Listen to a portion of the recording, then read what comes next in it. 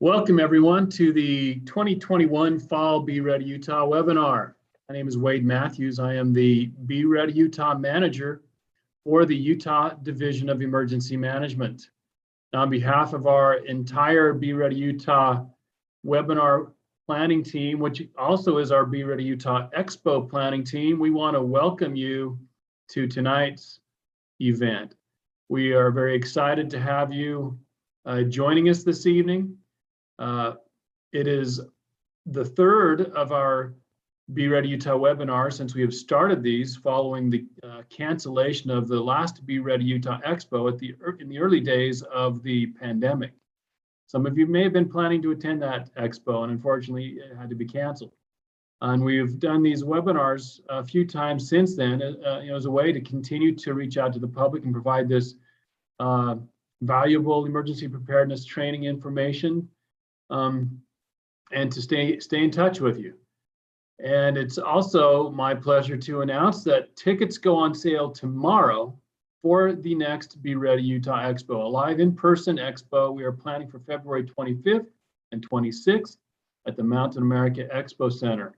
So that's just coming up right around the corner. Tickets again go on sale tomorrow. There are early bird tickets available until January, and they're only $4 a person. So we're trying to make that very reasonable and available to everybody, and while still trying to pay the bills and pay the expenses. So with that, we do have a great schedule for you today. We will begin with actually myself. I'm going to be talking about creating a culture of preparedness where we live. Basically, our family disaster plans.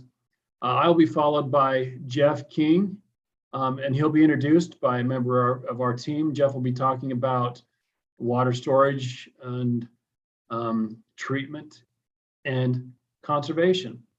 And then we have a great treat for you. We've talked to 4 families around the state and about their preparedness efforts. We want to learn about how Utah families are preparing for disasters. And we'll be hearing from them. We have a video presentation, and then we'll have some question and answer available afterwards.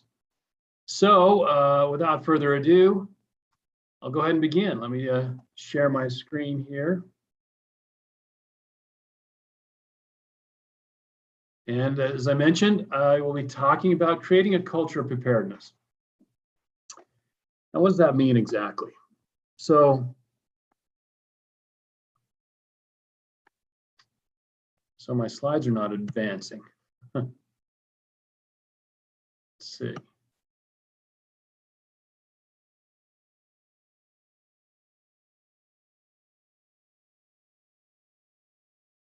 There we go. All right, needed to wake it up, I guess. All right, so what does that mean, creating a culture of preparedness? In FEMA strategic plan, they have 3 basic goals. And the first one, the top of the list, is to build a culture of preparedness. Their second is ready the nation for catastrophic disasters. And the third, reduce the complexity of FEMA. And for anybody who has had to deal with FEMA, they know it's very complex. And they've had a goal to simplify their processes and procedures. But I want to focus on that first goal, the top goal, build a culture of preparedness. So in their strategic plan, it says a culture of preparedness. It's a national effort to be ready for the worst disasters at the federal, state, local, tribal, territorial, community, family, and individual levels. So who does that include? Everybody. Who does that leave out or exclude? Nobody. We're all a part of this culture of preparedness. And what is that exactly? You know, it's we have a mantra. If you've seen some of our public service announcements, our little 60-second commercials about emergency preparedness, and we have a tagline on there: any time is a good time to talk about emergency preparedness. You know, a culture of preparedness, you know, we start thinking about preparedness a lot more. We start taking action towards preparedness a lot more. We eat, drink, breathe, dream preparedness. Do any of you have dreams about emergency preparedness? And then, yeah, as I said, take action towards preparedness. We're talking mentally, physically, financially, as a community, as a whole, creating this culture of preparedness, thinking, talking about emergency preparedness. Anytime is a good time to talk about emergency preparedness, but as we are talking about it, that's the point, is to encourage people to take action towards preparedness. So who is responsible for your family safety, for you and your family safety before, during, or after a disaster? Of course, you are. We all are responsible for our own safety, our individual and family safety. Not the Boy Scouts, Girl Scouts, National Guard, Red Cross, the government, your church, other organizations. Those are all great resources to help us get prepared, to help us in the response and recovery phases, obviously, but ultimately we alone are responsible, have full responsibility for our safety. So what does that mean? Knowing about and having family disaster plans, knowing the risks where we live, and then reaching out to those resources that I mentioned and get more involved and take action towards preparedness. Now, knowing the risks where we live, this is a list of some of the risks where we live here in Utah. Natural risks on the left-hand side, man-made or technological risks on the right-hand side there. Which of these presents the biggest risk for widespread disaster and damage where we live here in Utah? You can look at that list and see a lot of these happen on a regular basis. This has been a really bad year for flooding in spite of our drought. I've seen a lot of wildland fires, high winds. We've had some of those. Pandemic, locusts, frogs. I mean, just about everything. A tornado. We had a tornado touchdown in North Salt Lake on September 2nd, I think it was. We've had just about everything the last couple of years. But of course, still the biggest risk for widespread disaster and damage in Utah is the earthquake. The Wasatch Fault that runs from Idaho to Santaquin, essentially, with a potential of having a 7.5 magnitude earthquake anytime in the next 50 years. That's our biggest risk. So we have a family disaster plan. We create a family disaster plan that we think, and we hope, and we just, basically this is all hazards. It's an all hazards family disaster plan. Some of these things that I'll talk about this evening are more specific to an earthquake, but these things are, hopefully will help us get through a lot of those large scale disasters that we saw on that list of risks. Now, these are not in any particular order, but they fall under three categories of knowing things, having things, and doing things for preparedness in our family disaster plan, those three areas. Not in any particular order, but like I say, I do like to start with this one. I feel like knowing protective actions is the most important. Why? Because if we don't know how to survive the disaster, then the rest of our plans don't really matter. If we didn't survive the earthquake, the wildfire, the flood, the tornado, the whatever it might have been, then it doesn't matter if we had those plans in place and food and water, storage, etc. So knowing protective actions is critical. Having that mindset, that survival mindset, that you're going to get through this, you can survive this, you will take action quickly when a threat presents itself. When we receive a protective action order, we're going to take those actions quickly. That'll help us survive. So our primary protective action, we've heard a lot of these happen more recently over the years. A primary protective action is evacuation. If we know something dangerous is coming our way, what's the smart thing, the best thing to do? Get out of the way. We call that evacuation. We can evacuate, for flooding, wildland fires, hazardous materials leaks, incidents like that. And there are a few steps here on the screen that you might be thinking about and including in your planning for evacuation, knowing the names of the roads, be flexible in following instructions, take your disaster supply kits with you, keep your gas tank at least half full all the time. That's a preparedness rule for you right there. Don't let that needle get lower than half. Go to the gas pump and fill it up. If the power's out, they're not pumping gas.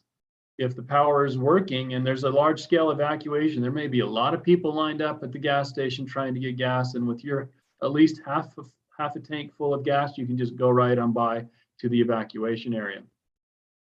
Include access and functional needs neighbors in your evacuation plan. Maybe somebody next door that doesn't have a car, doesn't drive, elderly.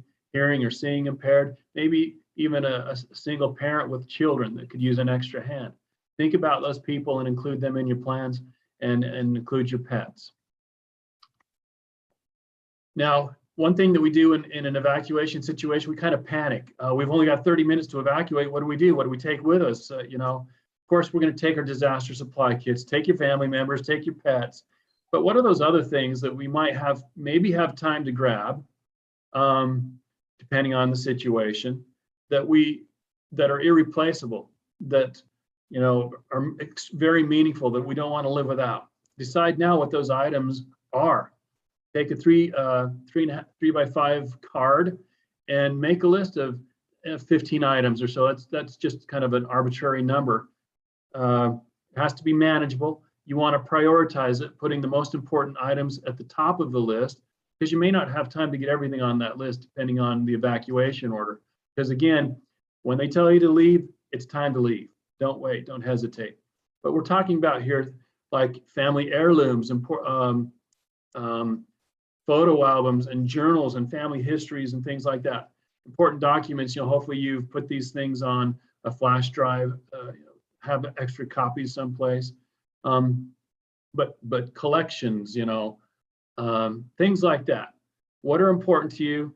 Make that list, prioritize it, write down where you keep them, and then keep that card next to a container that you can carry those items in if you have to evacuate. A duffel bag, a cardboard box, a Rubbermaid container, doesn't really matter. And then kind of that takes the guesswork out of it. It takes the panic out of it. You've already decided ahead of time, what do I need to grab in an evacuation? Again, don't risk your lives, don't risk your family for these things. If you only have seconds to get out, you've just got to go, okay? Other protective actions. Sheltering in place. And this example here is specific to hazardous materials incidents, but within the last month or two, FEMA has come out with new shelter in place guidelines for multiple risks, not just hazardous materials, but weather types of hazards, man-made types of hazards, such as active threats. They might ask you to shelter in place. But in this situation, again, as I said, for hazardous materials, the diagram there, this is for having a place to go, a safe room to go inside if something dangerous is in the air outside. A chemical release, a tanker crash, or a train rollover that's releasing dangerous chemicals into the air. Go indoors, close your doors and windows, turn off your air handling systems that it might be sucking the contaminated air into the house. Go into a pre-selected room with pre-cut plastic and duct tape, meaning you've already measured the plastic for the door, the windows, the vents, the ceiling fan, and you've written right on that plastic what it's for: door, window, vent, fan. Have a roll of duct tape with it and put that in the bottom of the closet or under the, in a cabinet, so it's ready to go if you ever have to go in that room for sheltering in place. Turn on a battery operated AM/FM radio so that you can hear when it will be safe to leave. You want to hear those instructions when it's safe to leave and air out your home, or maybe you may be asked to evacuate after leaving your shelter.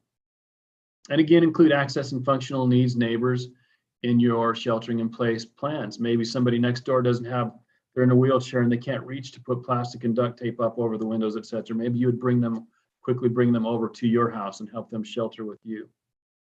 Other protective actions: stand by. Emergency, maybe your neighborhood's not affected by the emergency, but they can grow, they can escalate. Wildfires can spread, floods can rise, dangerous chemicals can spread through the air.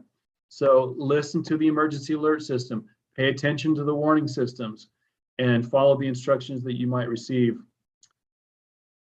Clothing fire. So this one I have included here next because it has a little phrase that we learned when we were younger to help us learn and help us remember what the protective action is for clothing fire. If we ever catch on fire, stop, drop, and roll. We all know that one.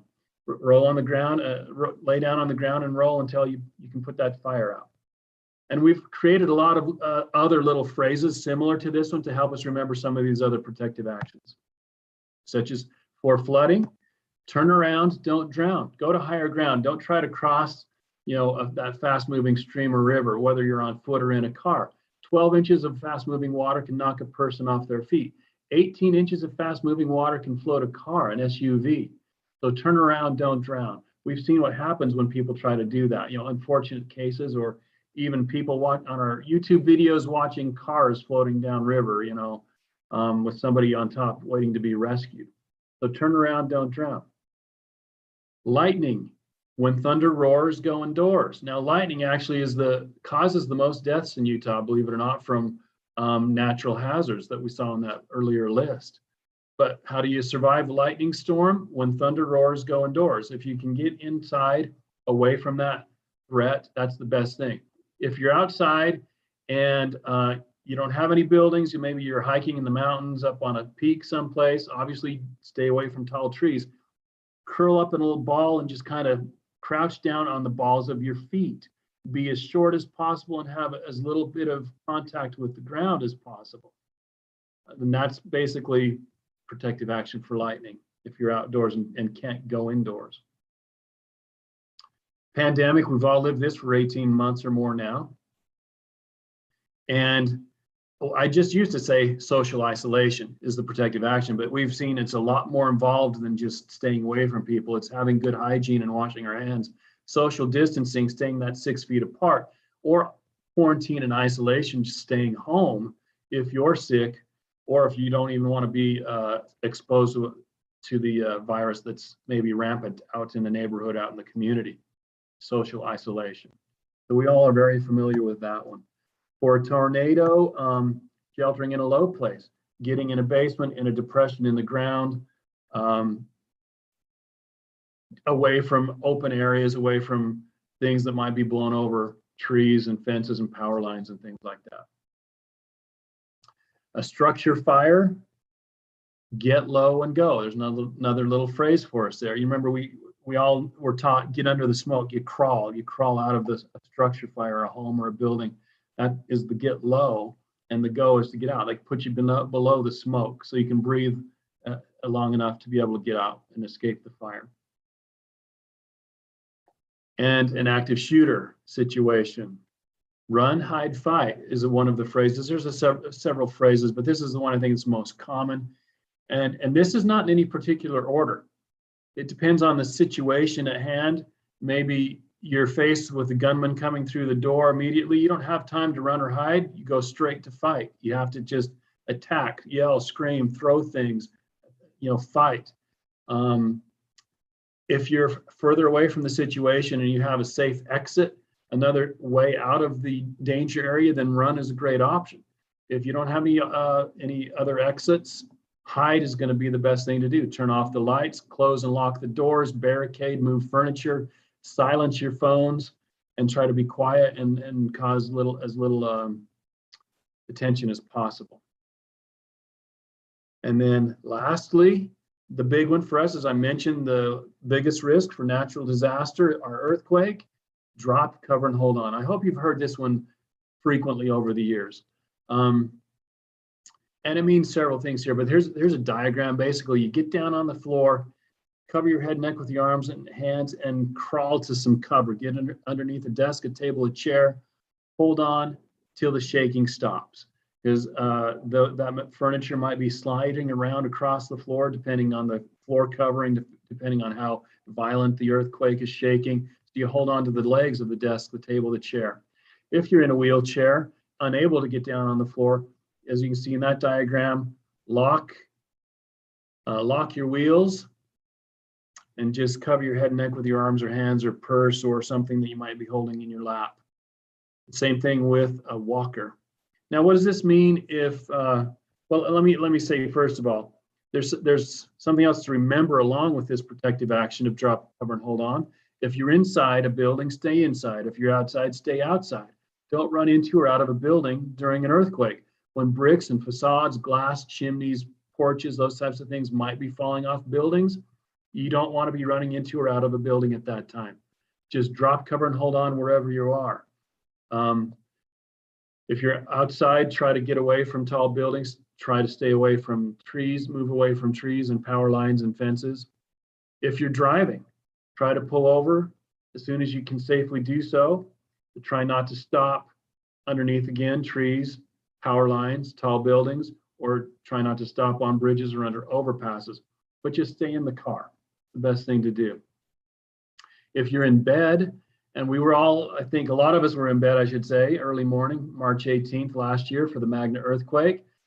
The proper thing to do was to stay in your bed and just to pull your pillow over your head and protect your face and your neck, your head from falling objects, from flying debris, from broken glass. Things might be coming off shelves or off walls, things like that, off ceilings.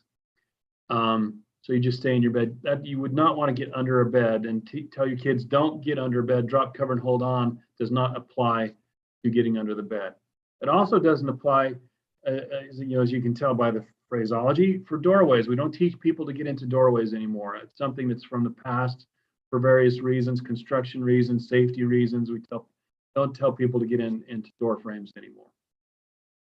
All right, so that's a lot of different protective actions for a lot of different threats that we face. But as I said, we've got to learn how to survive the disasters in the first place. And knowing these protective actions, practicing these protective actions, teaching these protective actions to all of your family members, your loved ones, neighbors, and friends will help increase everyone's chances of surviving any of these major disasters that we may face.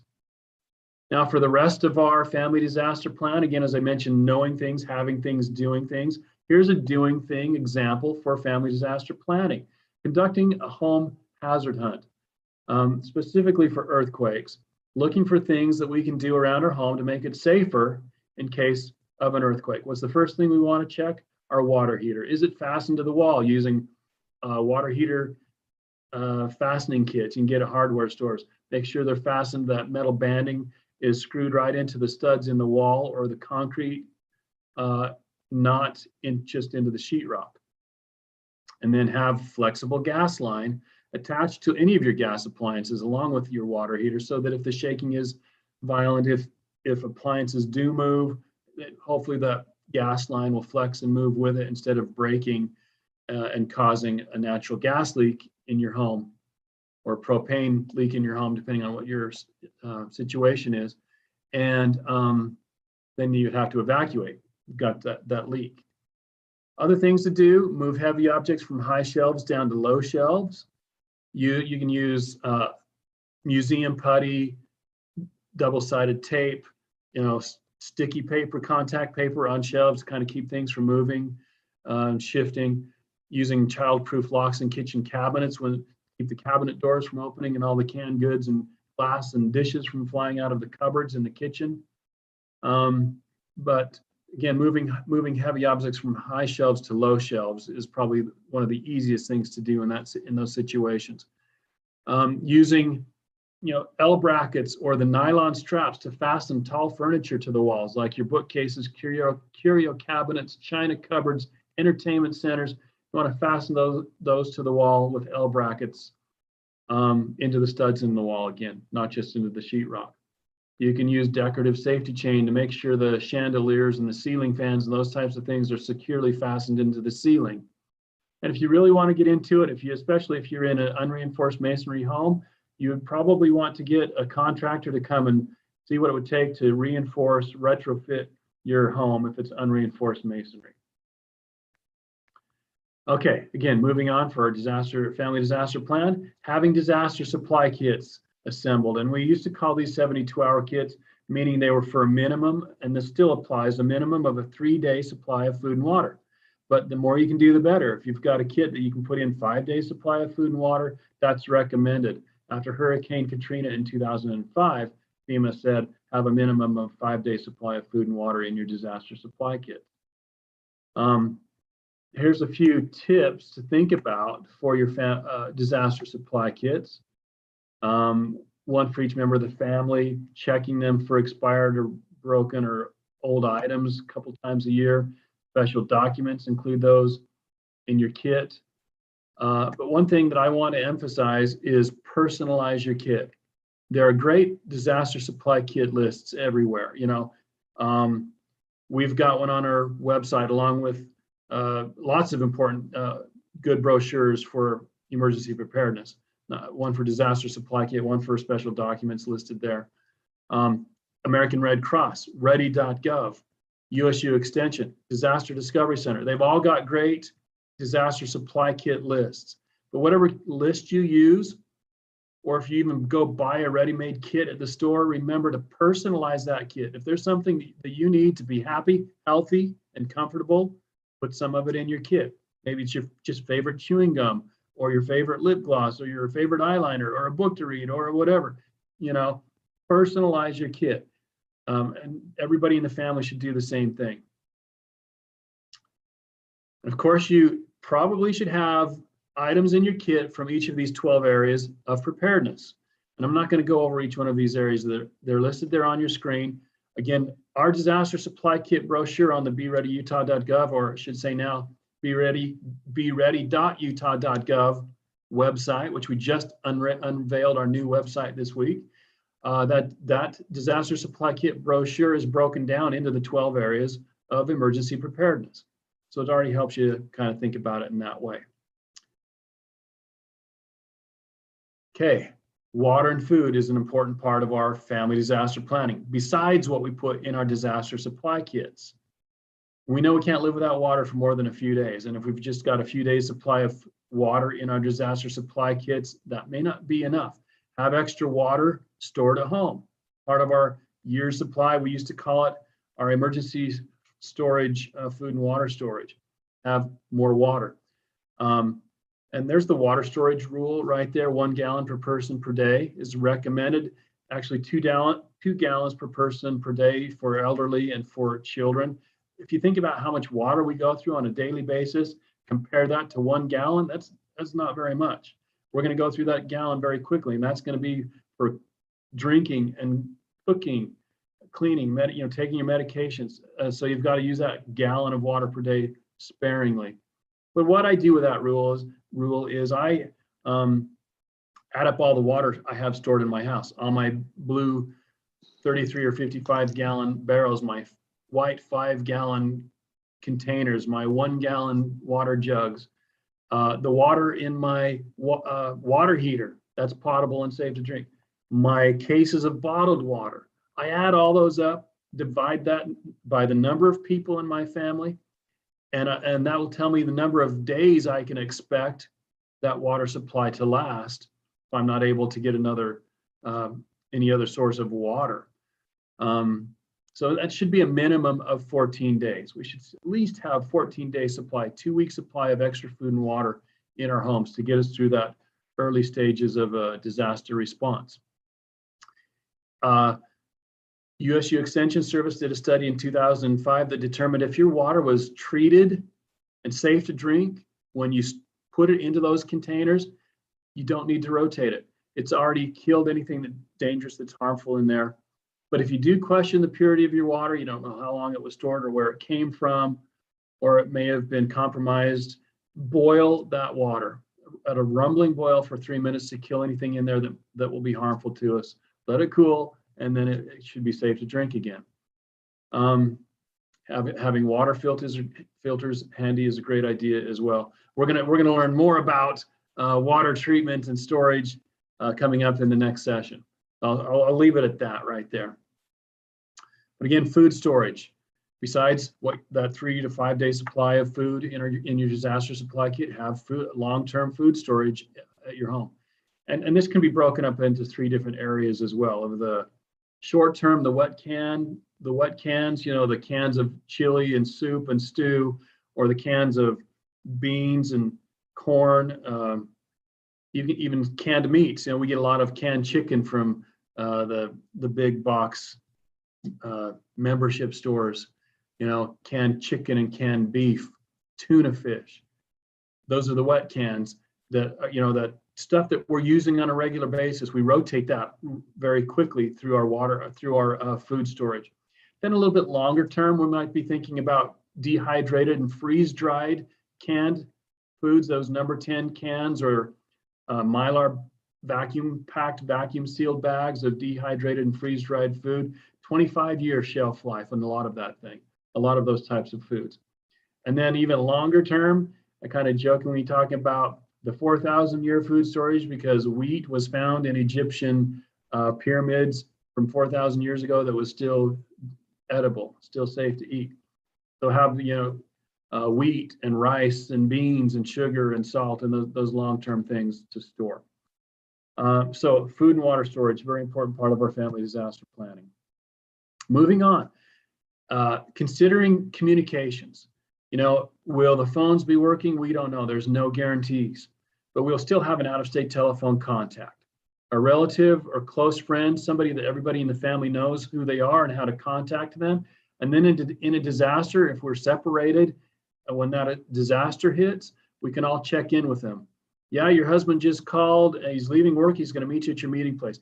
Yeah, your wife just called. She's picking up the kids. She's meeting you at your meeting place. What does this give us? Peace of mind, knowing that we can be reunited with our loved ones again. In my opinion, if I can be reunited with my family, my loved ones, that's half the battle. We can get through this. We can survive if we can be reunited with our loved ones. And that reciprocate. That out-of-state telephone contact also needs an out-of-state telephone contact. And we're talking about somebody that's long distance or out of state because they're away from the danger area. They're probably not impacted by earthquake damage, power outages and interrupted water or sewer, things like that. Transportation, there's no food maybe no food in the stores. They're not worrying about all that. They can just sit by the phone and relay information for you. But they need one where they live as well, and you could offer to be theirs. And just on a side note, have a old-fashioned plug-in analog phone. If the power's out, the newfangled, they're kind of old-fashioned still these days. The cordless phones won't work in a power outage.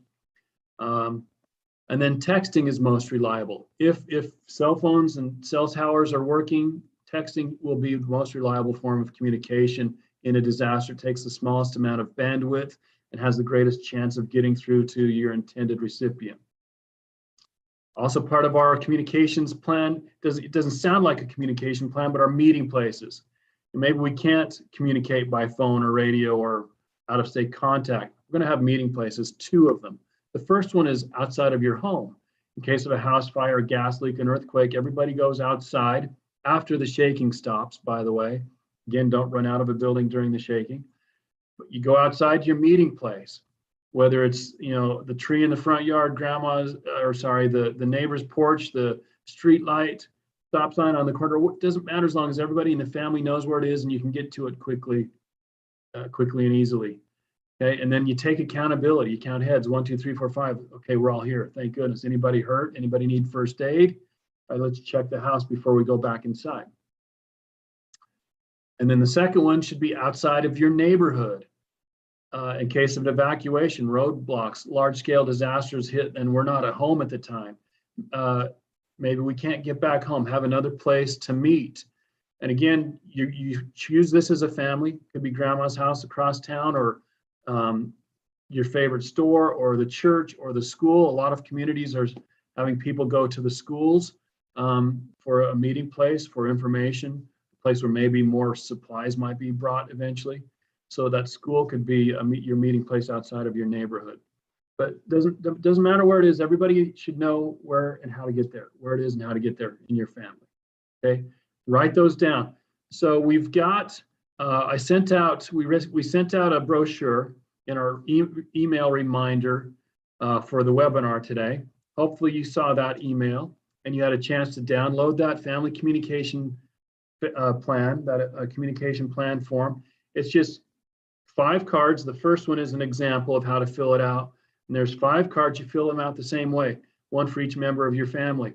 Put that in your purse, your backpack, your wallet, your glove box, whatever. And on there, it has a place for your out-of-state telephone contact. Write that down. Talk about that with your family. Write that down. Write down your meeting place outside your home. Write down your meeting place outside your neighborhood. On the back, there's a place to write down other emergency phone numbers for police, fire, the doctor, other family members. So take a minute to do that tonight, maybe during one of the breaks, or at the conclusion of this. We want you to take some action today. Take some action right now towards preparedness, and that's a great place to start. If you haven't already identified your out-of-state telephone out-of-state telephone person or your meeting places, that's a great place to start. Simple thing. It's low cost or no cost. This is National Preparedness Month, and week 3 for National Preparedness Month is low cost, no cost preparedness. And there's no cost to asking for an out-of-state telephone contact and identifying your 2 meeting places. So there you go. You've fulfilled a week 3 goal for National Preparedness Month.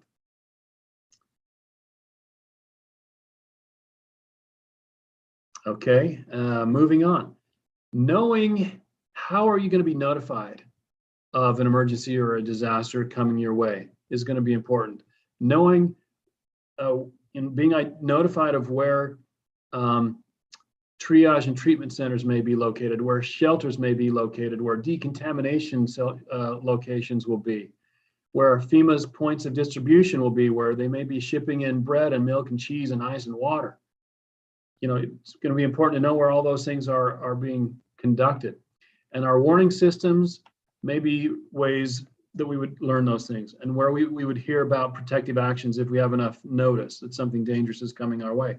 Sirens are one of the first. Some communities have sirens located around the community. Some of them have some just on top of fire stations, things like that.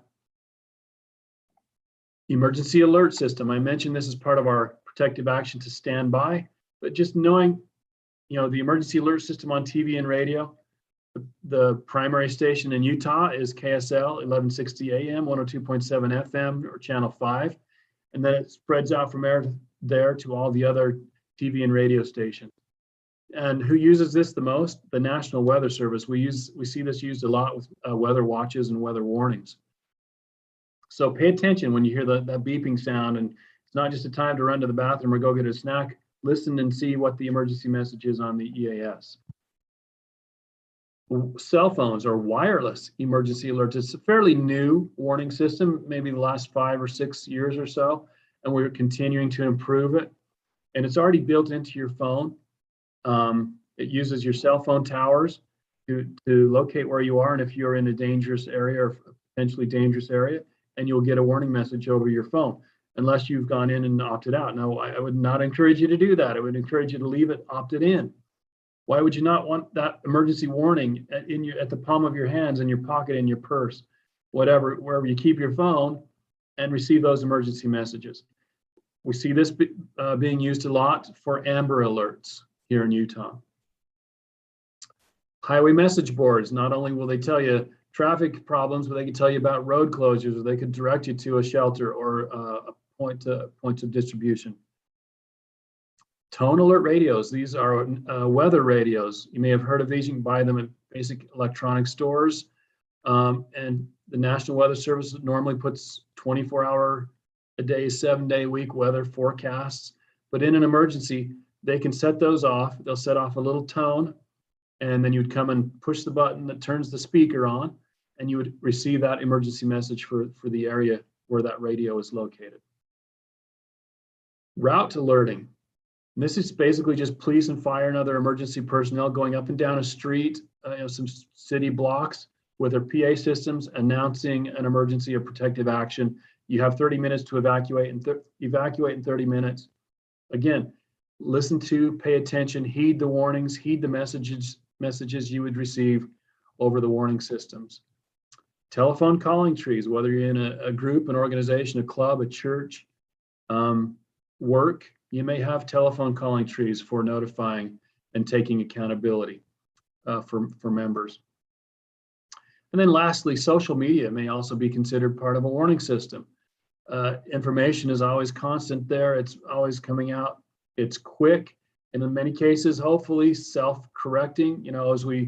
As there's misinformation and rumors there many times, but people that are tuned into the official sources on social media, they can recognize the errors, the mistakes, the misinformation, and help to correct those rather than perpetuate misinformation. So those are the basic warning systems you might have. And there's different names for them around different communities. If you've got warning systems in your community that are encouraging you and asking you to sign up, I would say to do that. Sign up for Code Red or Reverse 911 or whatever some of these other different systems you may have in your neighborhoods, in your cities. Sign up for those warning systems. Again, that's low cost or no cost emergency preparedness to do that. All right, we know power outages will happen in earthquakes and in many disasters. They happen in windstorms, they happen in winter storms and thunderstorms. We can get the power out. You know, most of the time it's for short term. But what would you do if it was a long-term power outage situation in an earthquake? It could be weeks, it could be months of power outage. Of course, you want to check the breakers first, report the outage. In a large-scale situation, that probably won't be necessary. But in smaller emergencies, you might want to just report that. Turn off your electrical equipment so when the power does come back on, it won't surge and cause damage to your electrical equipment. And then maybe most importantly on this list right here, if you have somebody that's on a life support medical type of equipment, have a backup plan in place. Generator, solar power, coolers with ice, whatever that you might need for insulin, for example. Have a backup plan in place for the life-saving systems that require power. Oxygen generators and CPAP machines, and like I say, you know, if you've got insulin in the family that needs to be refrigerated, have a plan in place for power outages. And all that information comes right from Rocky Mountain Power's Being Storm Ready brochure that you see there. But other things, you know, just inconveniences, the lights are out. What do we do at night? The lights are out. We're used to having just flipping the switch and the light comes on, just like we're used to turning the faucet and the water comes out. Those things may not be happening. But in a lighting situation, flashlights, solar lights, the decorative yard lights that you have along the sidewalk, you can leave them out during the day. They charge up and bring them in. There's light right there. Glow sticks. And then having extra batteries for your flashlights, for your battery-powered lanterns and things like that.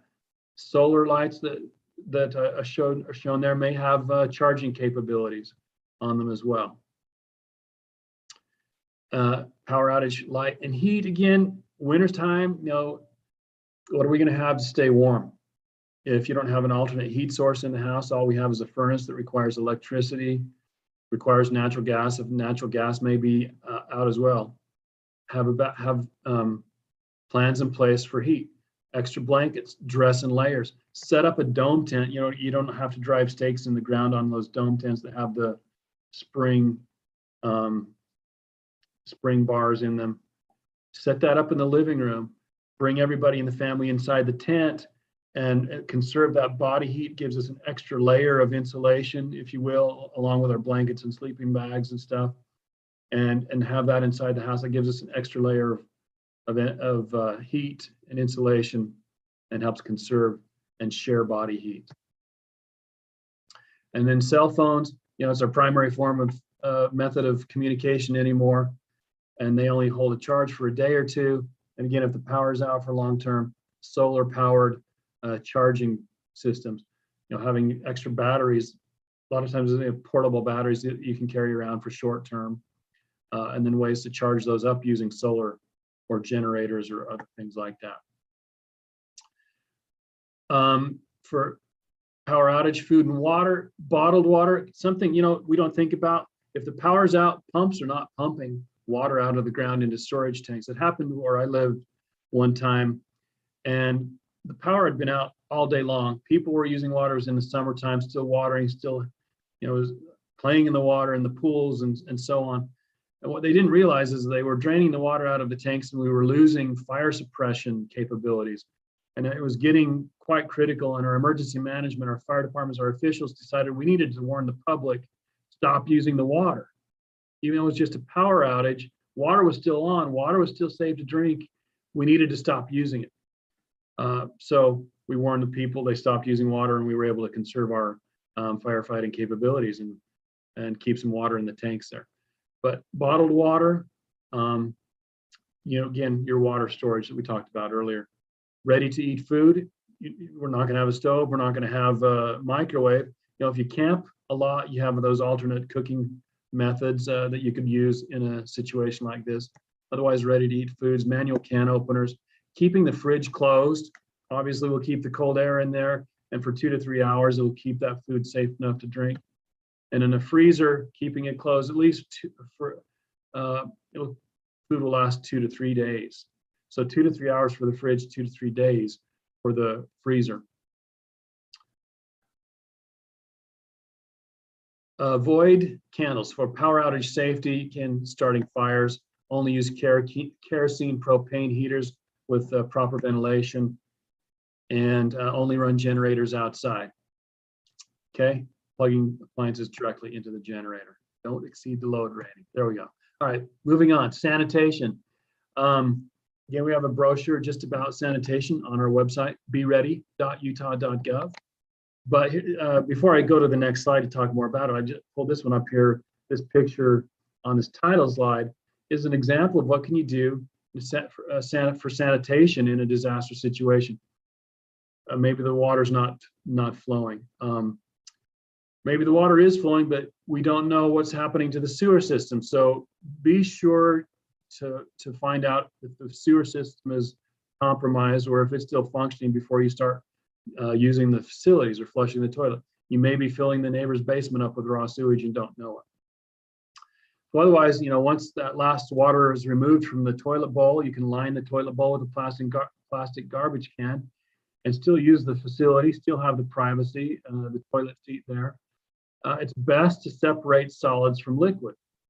So using number 1 here and number 2 there, it's easier to dispose of them separately. You can use that toilet seat, that plastic can, for several uses, having some kitty litter and layering that, helping control odor and things like that. And you can build your own porta potty there using a 5-gallon bucket.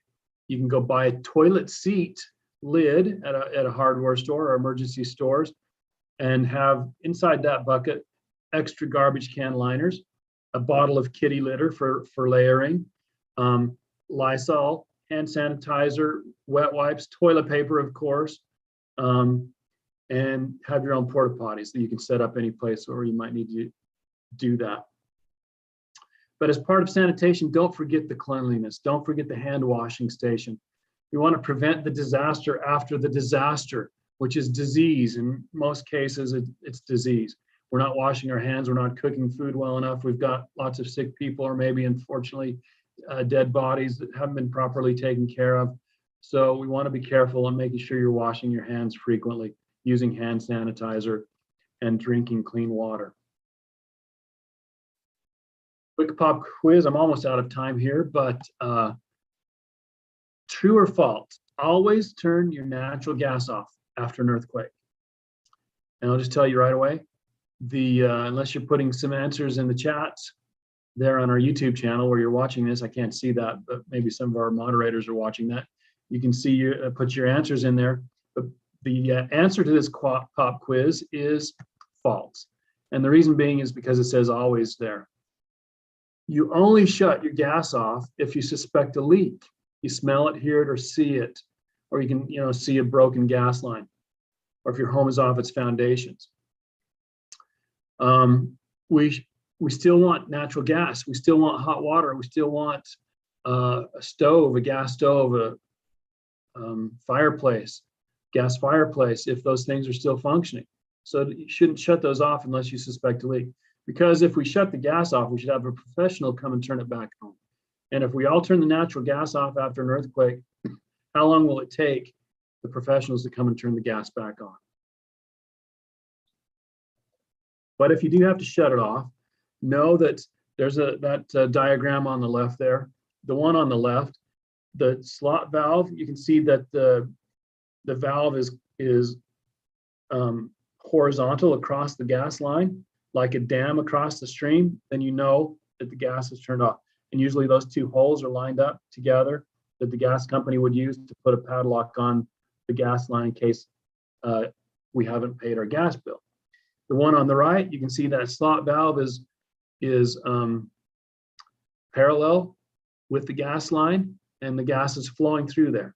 It's not a dam perpendicular, it's parallel. Know how to use a fire extinguisher, have one handy. That's part of our plans as well. You want to pass the fire test pull the pin, aim the nozzle, squeeze the trigger, and sweep back and forth at the base of the fire. Good skill to have.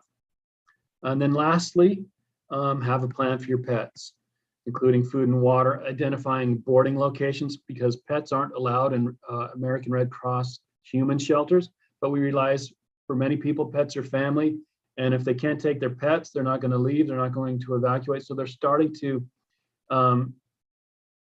in large situations, set up pet shelters next to human shelters, so that you may have a place to leave your pet if you have to go into a human shelter.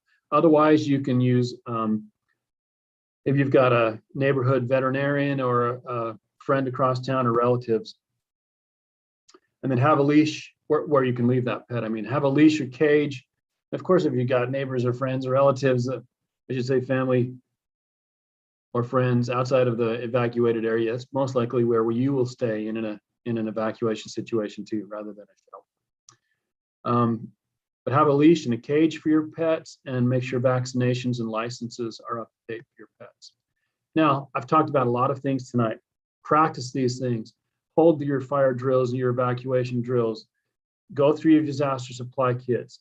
Take some action towards preparedness. Take this one piece at a time, though, because I know, it can be overwhelming. If you take it one piece at a time, a little bit today, a little bit tomorrow, a little bit next week, pretty soon you'll have your family disaster plan in place. Because in a disaster, we don't rise to the occasion, we sink to our level of preparedness. And how low do we want to sink? In the Hurricane Katrina 2005, a lot of people that chose not to evacuate or couldn't evacuate for various reasons, those that survived ended up having to go to the Superdome. And they didn't have any extra clothing, they didn't have a bottle of water, any food, and it was horrible conditions there. It was not your typical American Red Cross shelter, which is clean and safe and healthy. But we don't want to sink to that level. So raise your level of preparedness. So are you ready? All right.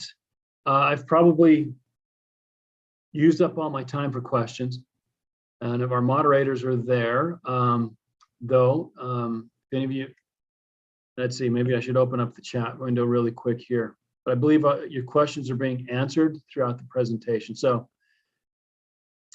with that, then, we have about 5 minutes. We can take a quick break here. But again, I encourage you to download that communication plan that I sent to you in your email, reminding you about the webinar today, and start filling that out. We've got coming up next, again, a great presentation on in-depth water storage, treatment, and conservation. Now, in a side note, again, thank you for joining us. You may be we had nearly 900 people register for our webinar tonight. Probably not all 900 are here, but we appreciate you being here. And again, a reminder, tomorrow, tickets go on sale for the Be Ready Utah Expo in 2022, for our 2022 Be Ready Utah Expo. So with that, I want to thank Brian. He's behind the scenes. He's running all of our technical equipment, the technology behind this webinar. And maybe, Brian, with that, if you want to, I'll stop sharing my screen. There we go. There's my contact information, I guess, for any of you that are interested in more information. But otherwise, stop sharing my screen. And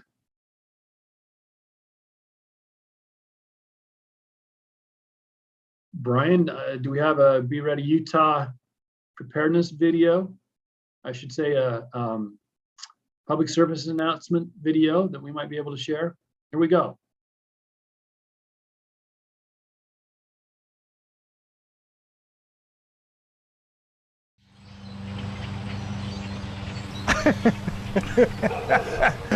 All right, so he turns to the other guy and says, "Let's order the chicken." I don't get it. The chicken! Sorry, no. All right, well anyway, I wanted to show you my gas wrench. I got one of these so I could turn off the gas to the house in case there's a leak. Whoa, where do you get one of these? You can get it from any hardware store. They just say keep it close to the meter for easy and quick access, but don't actually hang it on the meter. I should do that.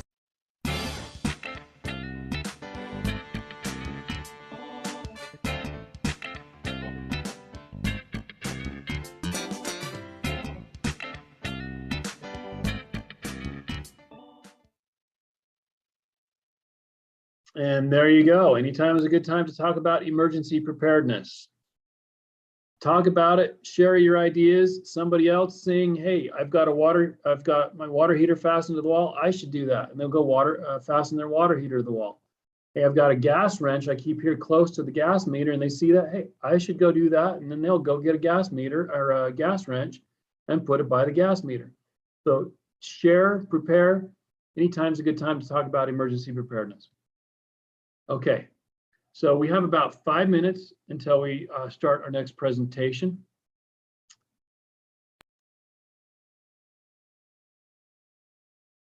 So we've got, and I apologize for having my camera up during that last video as well. So I'll stop my camera here for a second so you can see some of our Be Ready Utah memes. We'll just let these play for the next few minutes and we'll see you at the top of the hour.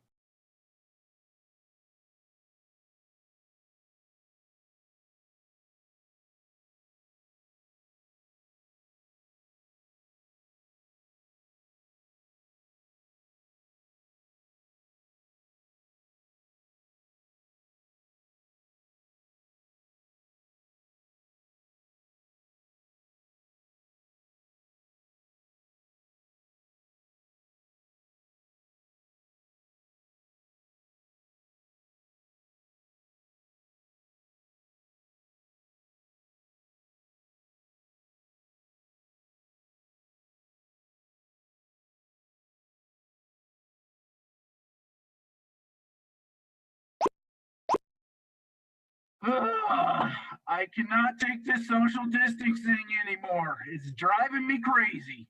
How are you holding up, my friend? Tell the truth, I'm dying of monotony. You know, in our house, we have been practicing our family emergency plans. No, really, it's a great time to do it. I mean, we're all home, right? And so we've been dipping into our food storage and we've been practicing new recipes, and we've even found a few we like. And I've learned to make bread. It makes our house smell so good, and I learned to make it from scratch. Huh? I should do that.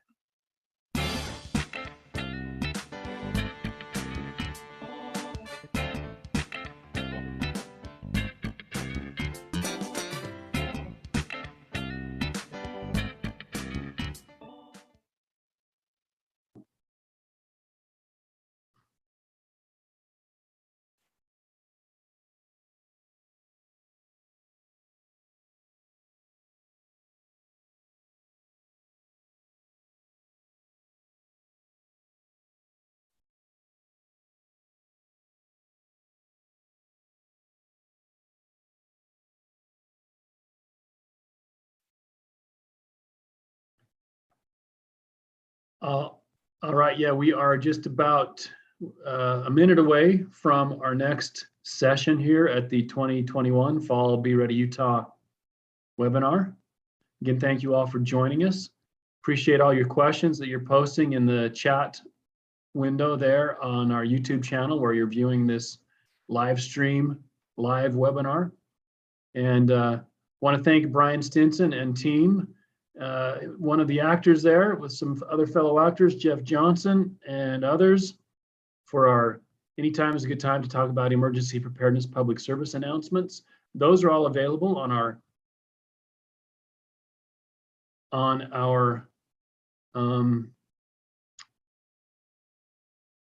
there we go. Thank you. Those are all available on our Be Ready Utah YouTube channel. youtube.com/BeReadyUtah, right where you are right now. After this webinar is over, bookmark our YouTube channel and you'll find all kinds of videos there. Videos from our previous 2 Be Ready Utah webinars are available on the YouTube channel. We've had lots of great presenters, lots of great topics for emergency preparedness. They are all available on our Be Ready Utah YouTube channel, along with those great commercials. They're humorous. We've got one from the governor, previous governor, and the current governor together, actually. That's a good one. All right, well, it's 7 o'clock, top of the hour. I'm going to turn it over to one of our team members, Ken Crowdy, to introduce our next presenter. Go ahead, Ken. Hi, everyone. I'm Ken Crowdy with the Utah Division of Emergency Management and a member of our Be Ready Utah team. It's my pleasure today to introduce Jeff King. He's served for 36 years with the Jordan Valley Water Conservancy District. His current position is Security and Emergency Response Coordinator. In that position, he is responsible for the company's emergency response plan and continuity of operations plan.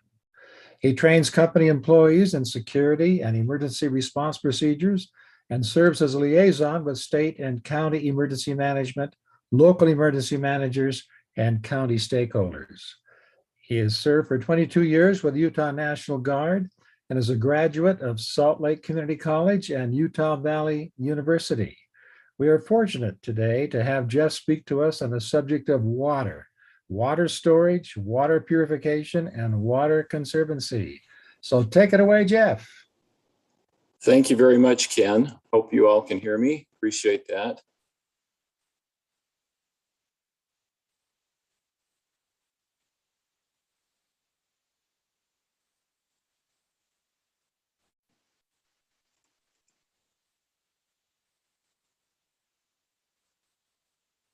All right.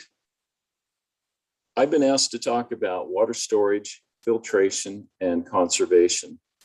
And I appreciate the comments and the things that Wade said about drinking water. Drinking water is critical in any situation.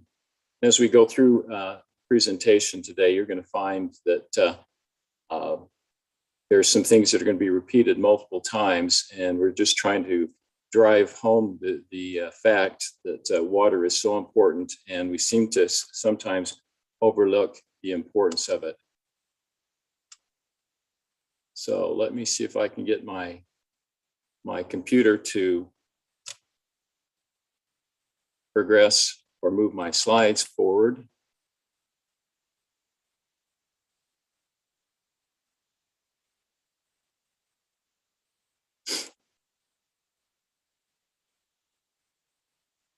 All right.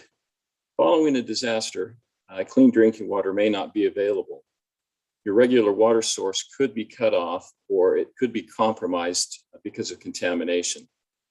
You can prepare yourself by building a supply of water that will meet your family's needs and your needs during an emergency. You should store at least 1 gallon of water per person per day for several days, and that should be a minimum of 3 days. And that would be for drinking and sanitation. A normally active person needs about 3/4 of a gallon of fluid daily from either water or other beverages. Now, 7 to 14 days storage is actually a better supply.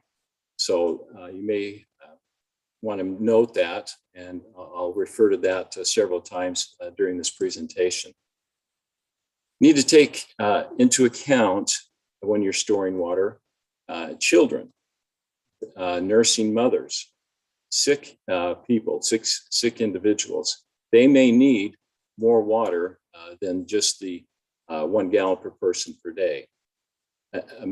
A medical emergency might require additional water. Here in Utah, we're the second driest state in the nation. We live in a warm weather climate, so more water may be necessary to store. In very hot temperatures, water needs can double.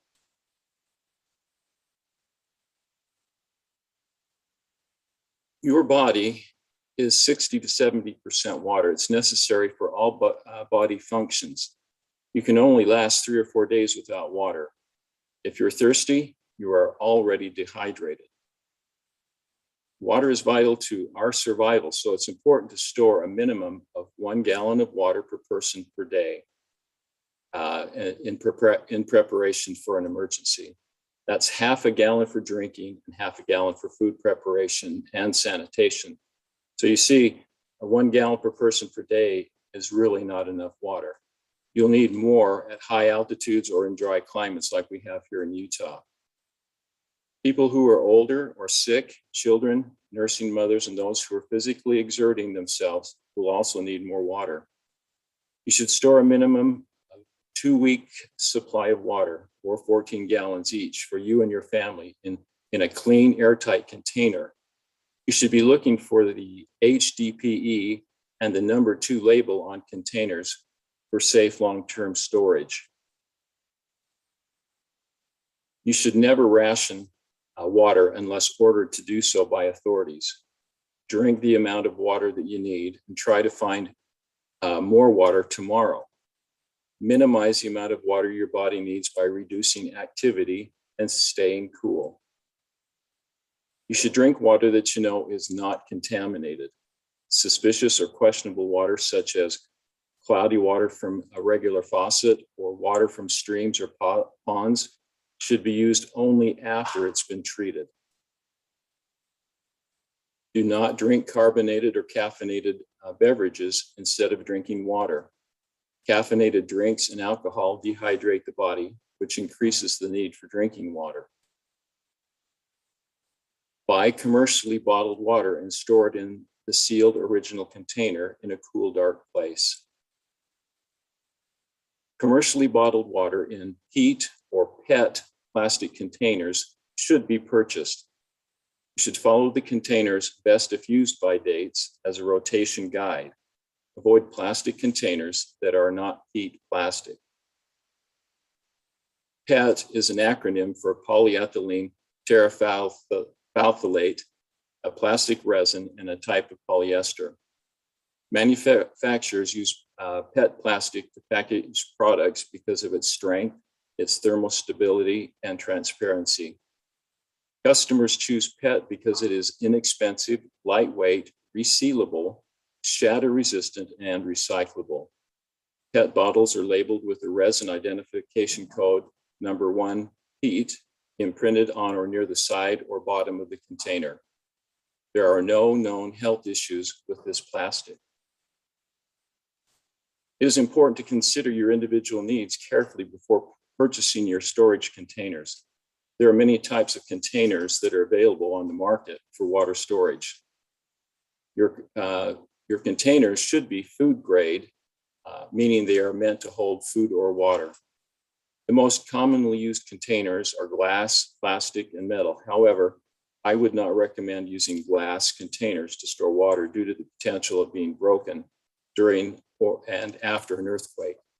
The best containers have secure lids and a spout or spigot that allows for dispensing water with minimal or no contamination.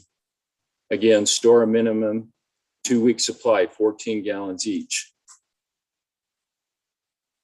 Blue plastic containers limit the light and growth of algae. Fill containers with a clean RV hose, not a garden hose, and then fill with clean treated tap water. To store water, always use or fill a clean container. A clean RV hose should be used, not a garden hose, and then fill with clean treated tap water. You don't need to do anything to municipal tap water before filling your containers. Water from a chlorinated municipal water supply does not need further treatment when stored in clean food-grade containers. Be sure to fill your containers full. This keeps their gaskets moist and maintains an airtight seal. After filling, put your water storage in an area or areas of your house that are cool, dark, and dry. Check your containers yearly and replace the water as necessary. If there are no leaks or contamination, water can be stored for 5 years or longer without rotation.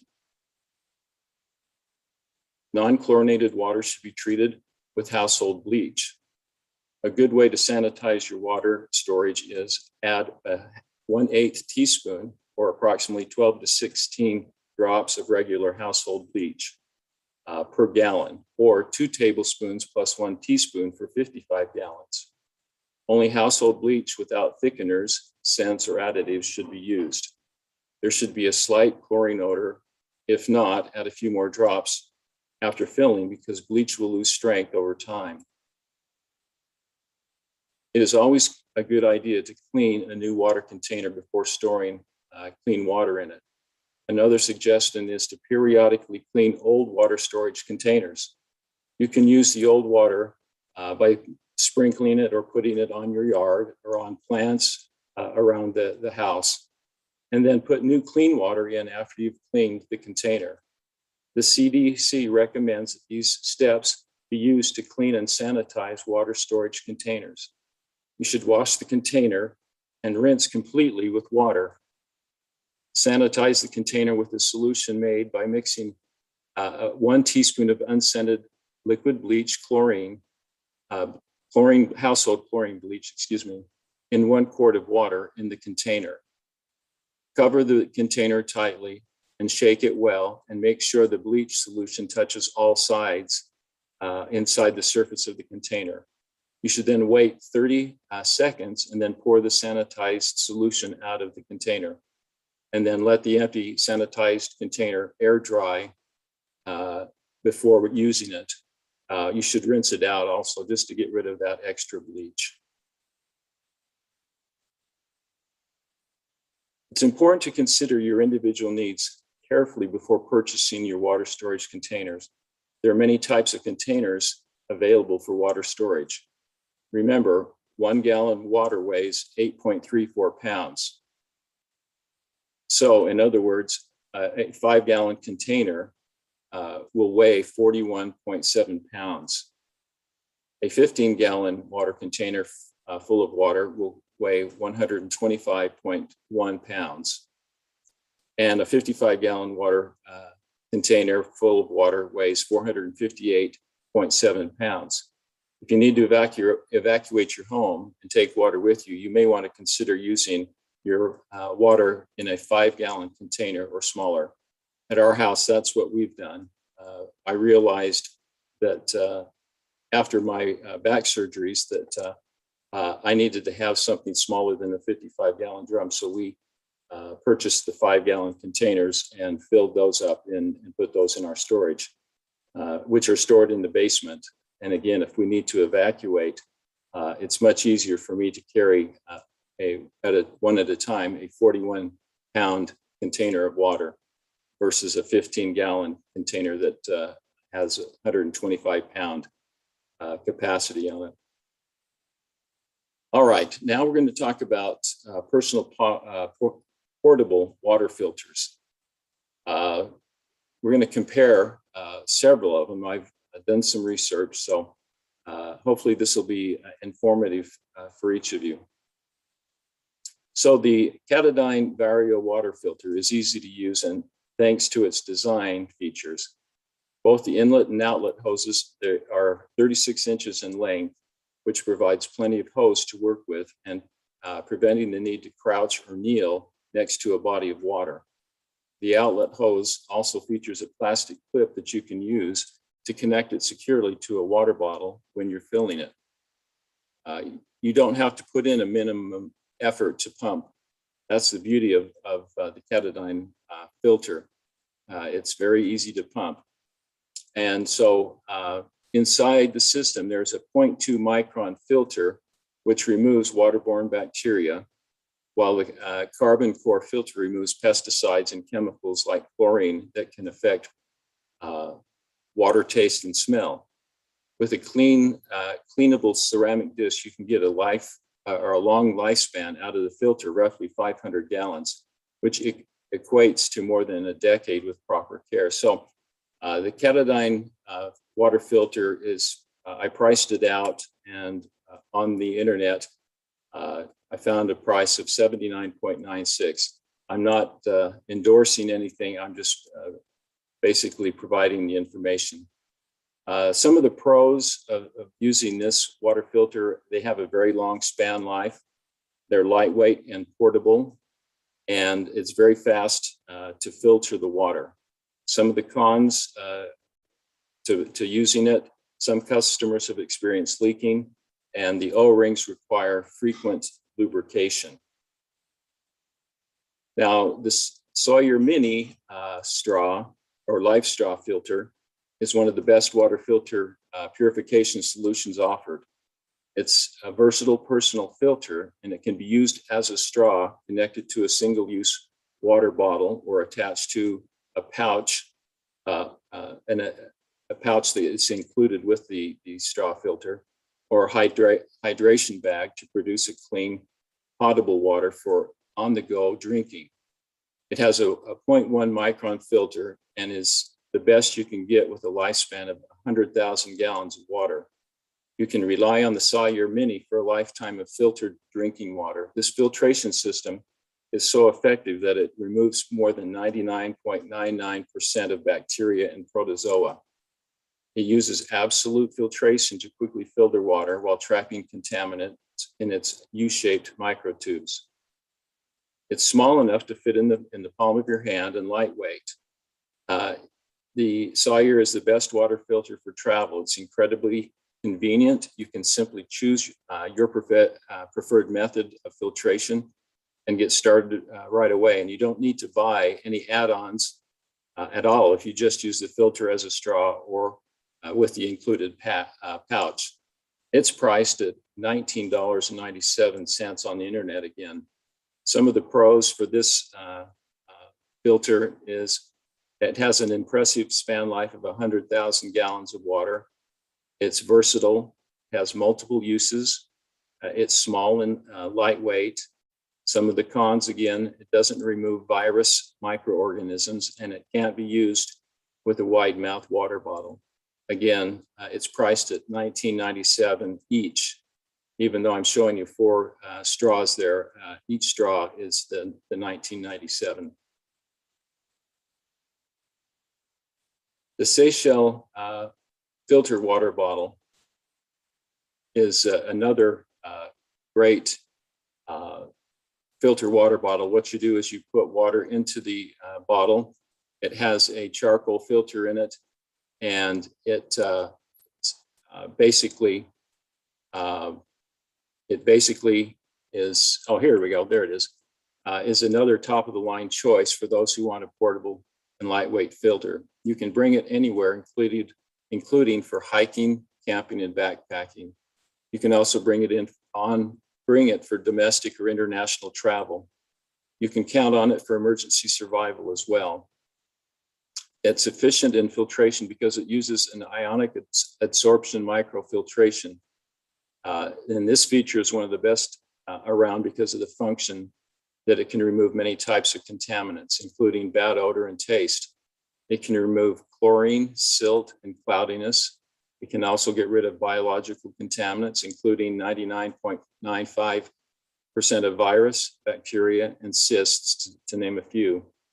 It's a 28-ounce filter water bottle, and it's also a larger size versus other types of containers that are on the market. With it, you can get a higher capacity of clean filtered water, and it also is convenient to use. It lets you drink water from any freshwater source. The filter can also eliminate inorganic contaminants, including chromium, asbestos, and aluminum, along with other inorganic pollutants. Plus, this filtration can remove chemical pollutants in the water. It can also filter out geophosphates, PFAS, trihalomethanes, and PFOA, among other toxic chemicals. On the internet, it's priced at $39.95. Its pros, it's convenient and portable to use anywhere.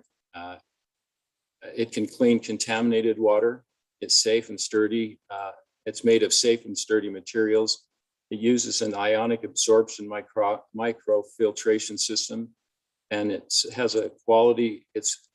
quality and has a lightweight filter. The cons, it's a bit expensive.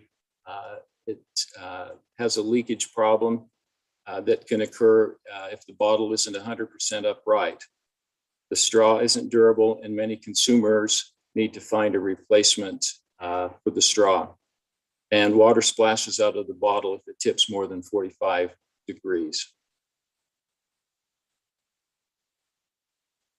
All right, the Aquamira Water Basics Redline filter water bottle is certified to remove virus, bacteria, and parasites to the US EPA standards. It also reduces biotoxins, chemicals, chlorine, bad taste, odor, and is certified lead-free.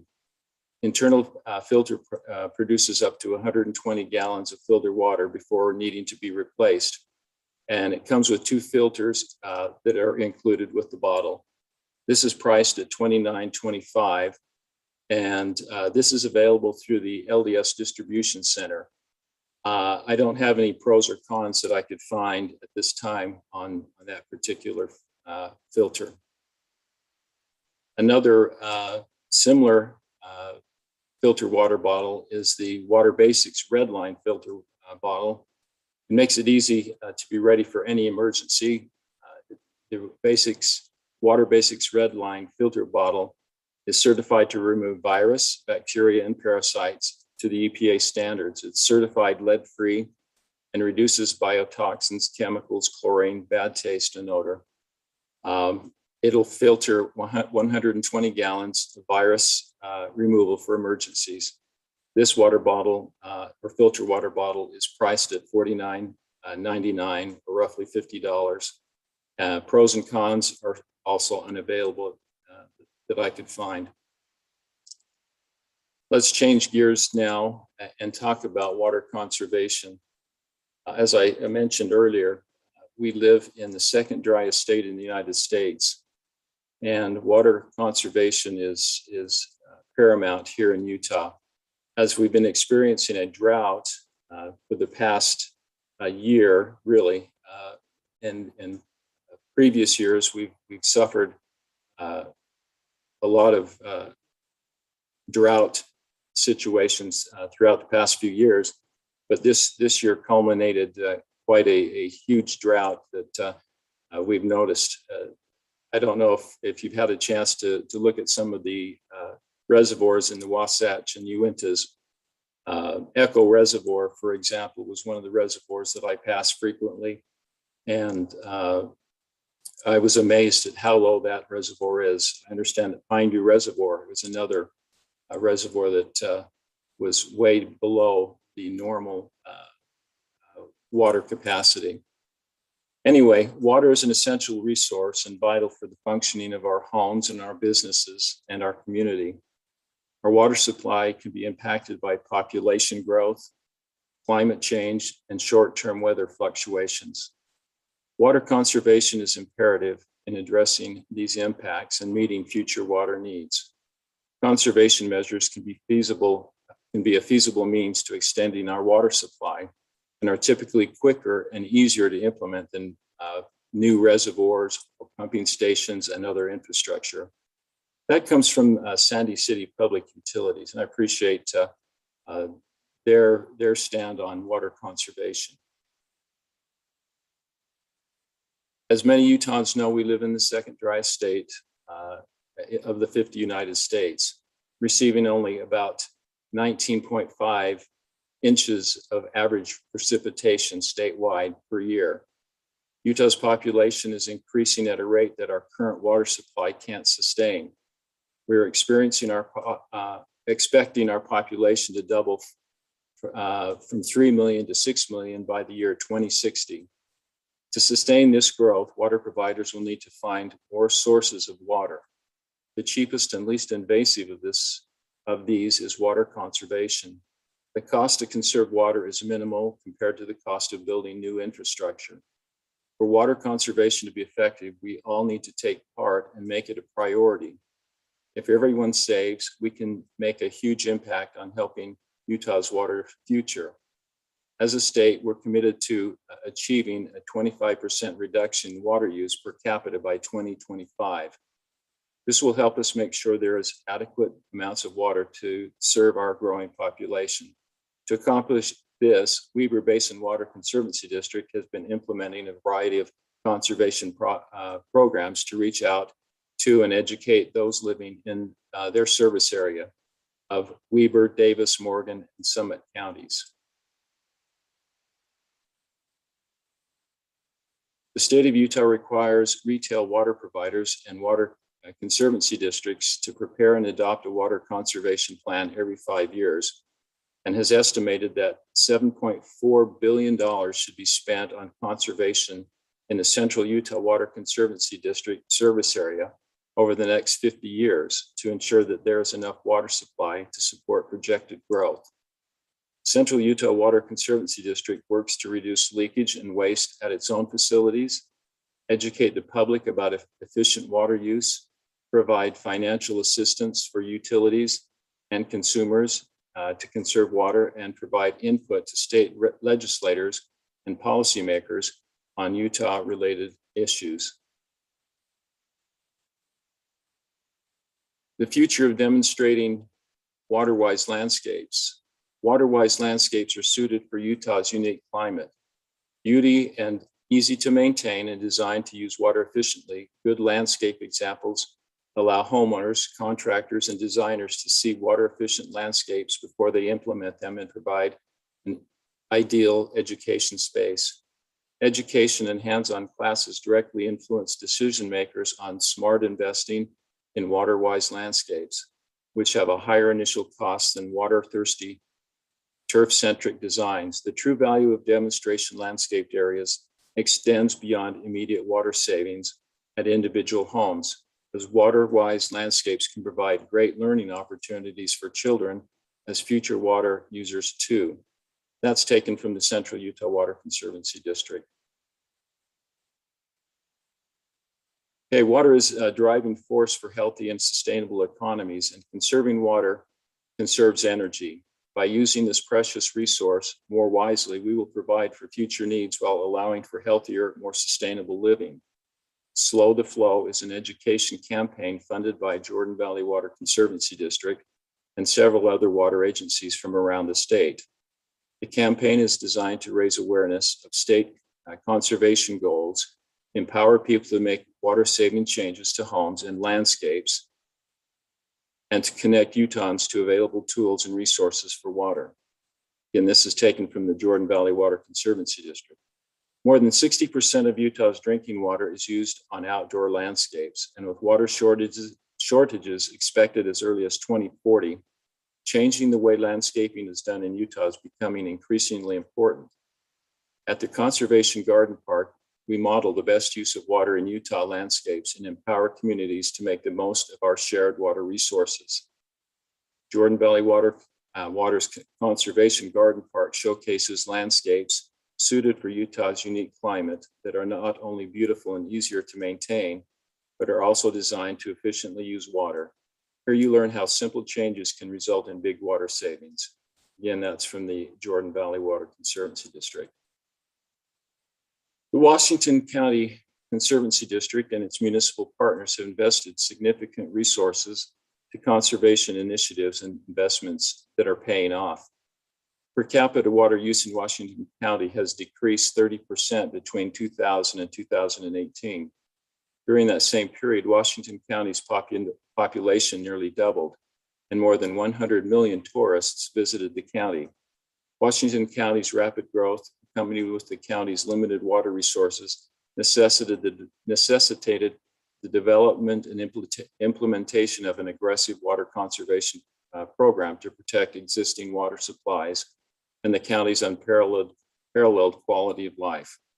The district approved its first long-term water resource management development and protection plan in the 1990s, which states the district shall develop a conservation program that promotes public education and information dissemination concerning water conservation and promote the adoption of technologies, practices, and devices that will yield improvements in the efficiency and management of water use.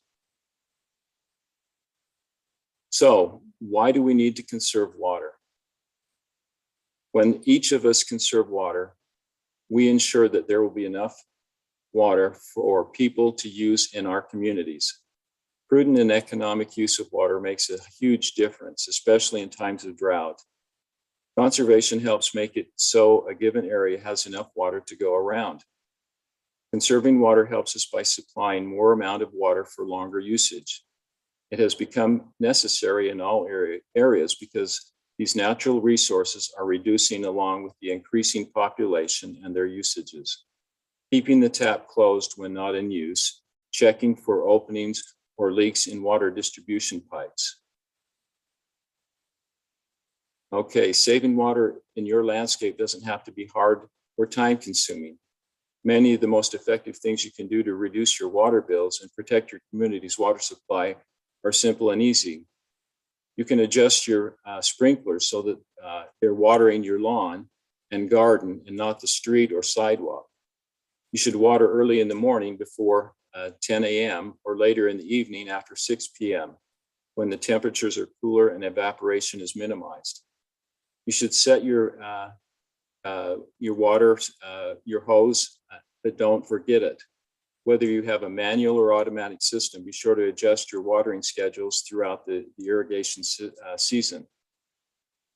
You should water established lawns about 1 inch per week, a bit more during hot, dry weather. And you should inspect overall irrigation systems for leaks, broken lines, or blockage in the lines. A well-maintained system will save money, water, and time.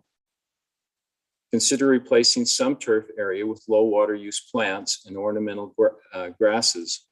They're easier to maintain than turf and look beautiful and require far less water. Group plants with like watering needs. Creating watering zones in your garden will allow you to give each plant the water it requires, not too much or not too little.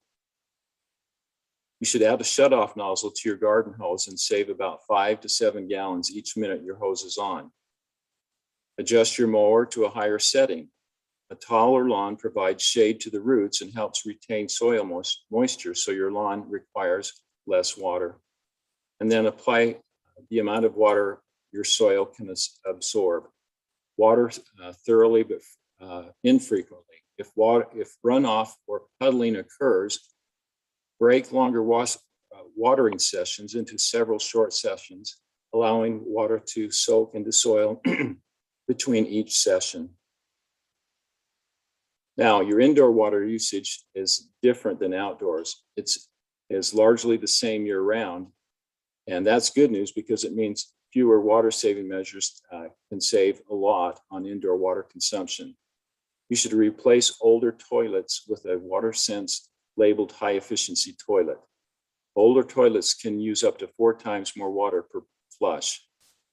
Plus, many water providers offer rebates to help you save money when you upgrade. Regularly check for and repair water leaks. Even small leaks can waste hundreds of thousands of dollars of water a month.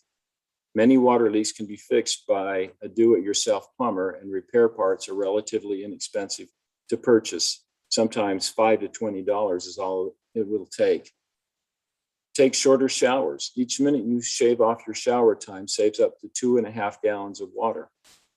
Install an aerator on your bathroom or kitchen faucet and save about 1 gallon per minute. An aerator reduces the flow of the faucet and uses air to maintain good water pressure. You should select an Energy Star approved clothes washer next time you purchase a new washer. They use 15 to 20% less gallons of water per load, and you will see savings on your energy costs as well. You should install high efficiency shower heads, and you can save about 1 gallon of water per minute. Know where your master shutoff valve is located. This could save water and prevent damage to your home in the event of a leak or a water problem in the home. Wash only full loads in dishwashers and use about the same amount of energy and water regardless of the number of dishes inside, so run full loads whenever possible. Turn the sink faucet on only to rinse or use a large container filled with rinse water when washing dishes by hand. You'll save about 2.5 gallons of water for every minute your faucet does not run. Scrape dishes instead of pre-rinsing. Save yourself up to 20 gallons of water by scraping food off of your dishes instead of pre-rinsing them. Energy Star qualified dishwashers and today's detergents are designed to do the cleaning so you don't have to. If your dirty dishes sit overnight, use your dishwasher's rinse feature. It uses a fraction of the water needed to hand rinse. Okay, now we're going to talk about a water audit. Now, what is a water audit? Well, a household water audit is an assessment of how much water is used and how much water can be saved in the home. Conducting a water audit involves calculating water use and identifying simple ways for saving water in the home. Conducting a water audit can help you protect your water supply and the community's aquifer or source water. Conducting a water audit will make you aware of how much you use, how much water you use, and help you to identify ways you can minimize water use by implementing certain conservation measures. It is possible to cut your water usage by as much as 20 to 40% by implementing simple conservation measures and without drastically modifying your lifestyle. It's important to realize that water use throughout the year often varies with the season. Most people use more water in the warmer months for gardening, washing cars, and other outdoor uses. If you conduct your water audit in the winter or fall, you should consider the additional water you use in the summer months. You can read your water meter to obtain water information. Water meters measure the total amount of water used in your home. The meter may measure in cubic meters, cubic feet, gallons, or liters. Most meters in Utah read in gallons.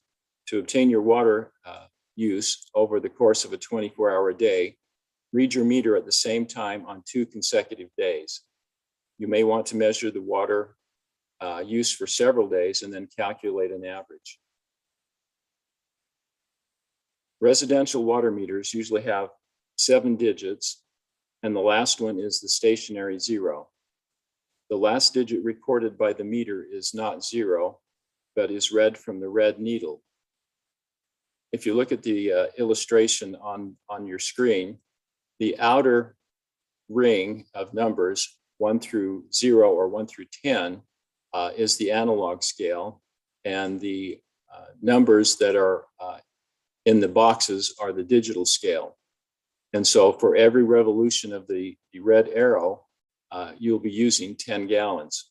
So every rotation then represents 10 gallons. So if your water meter reads 110 and the needle is pointing to 8, then you have used 118 gallons of water.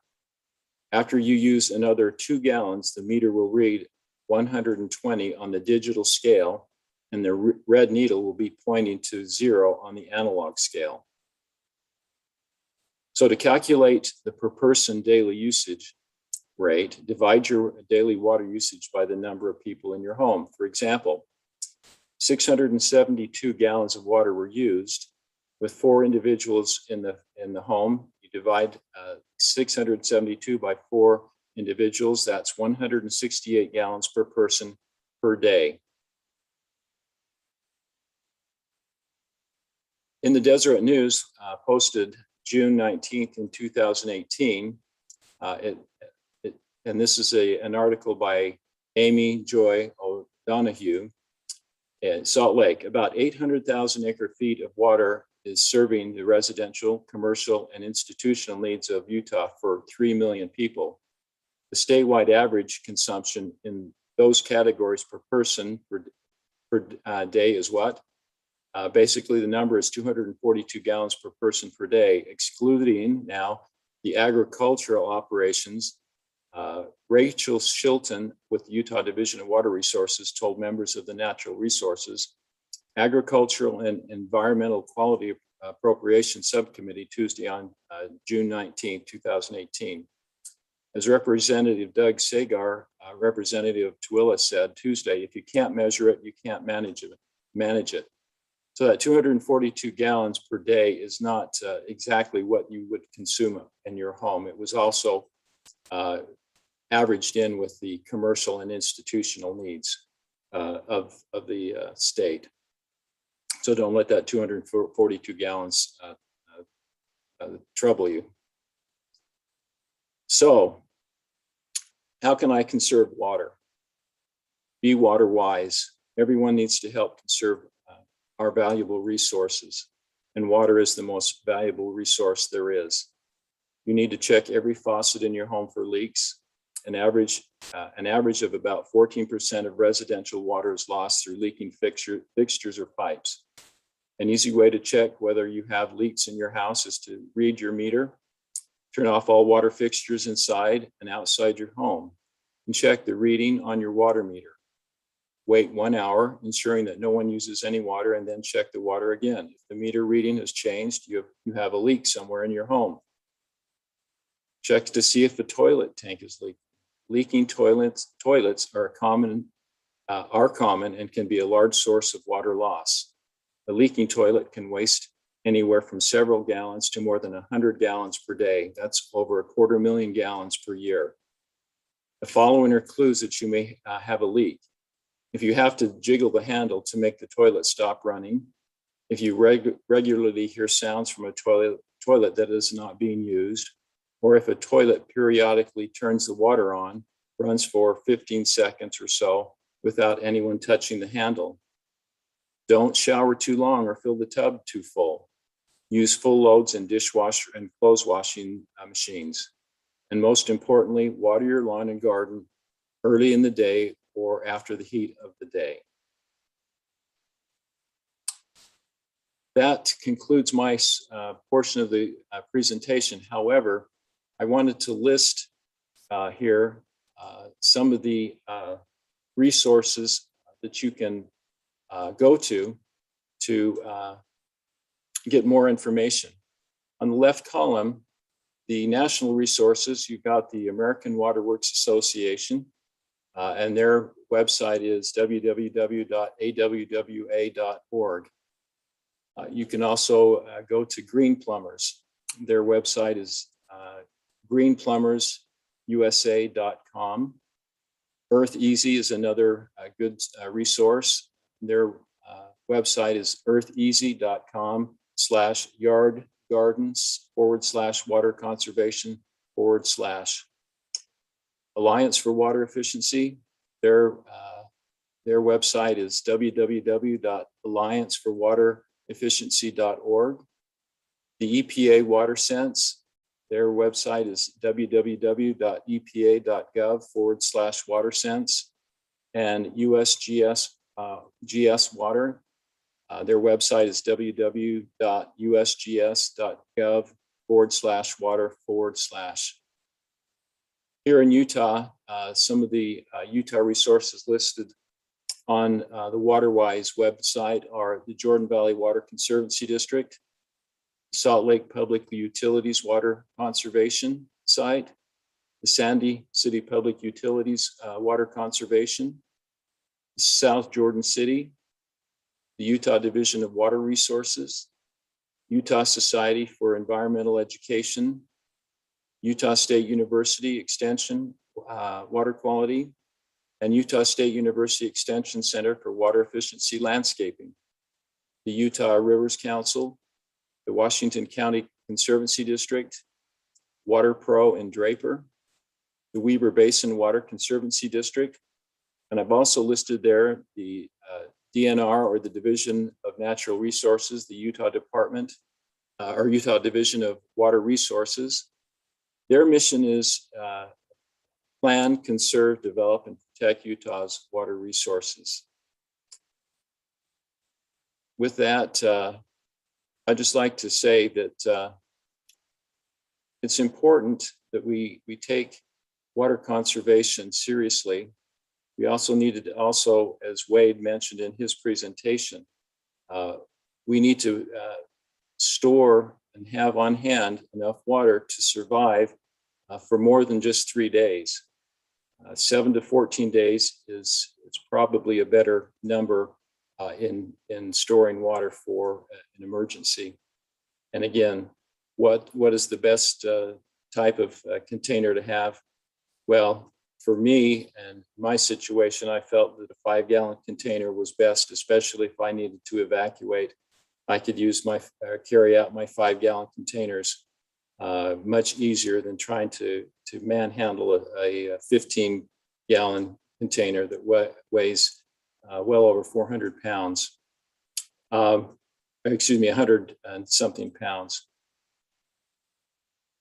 What else can we do?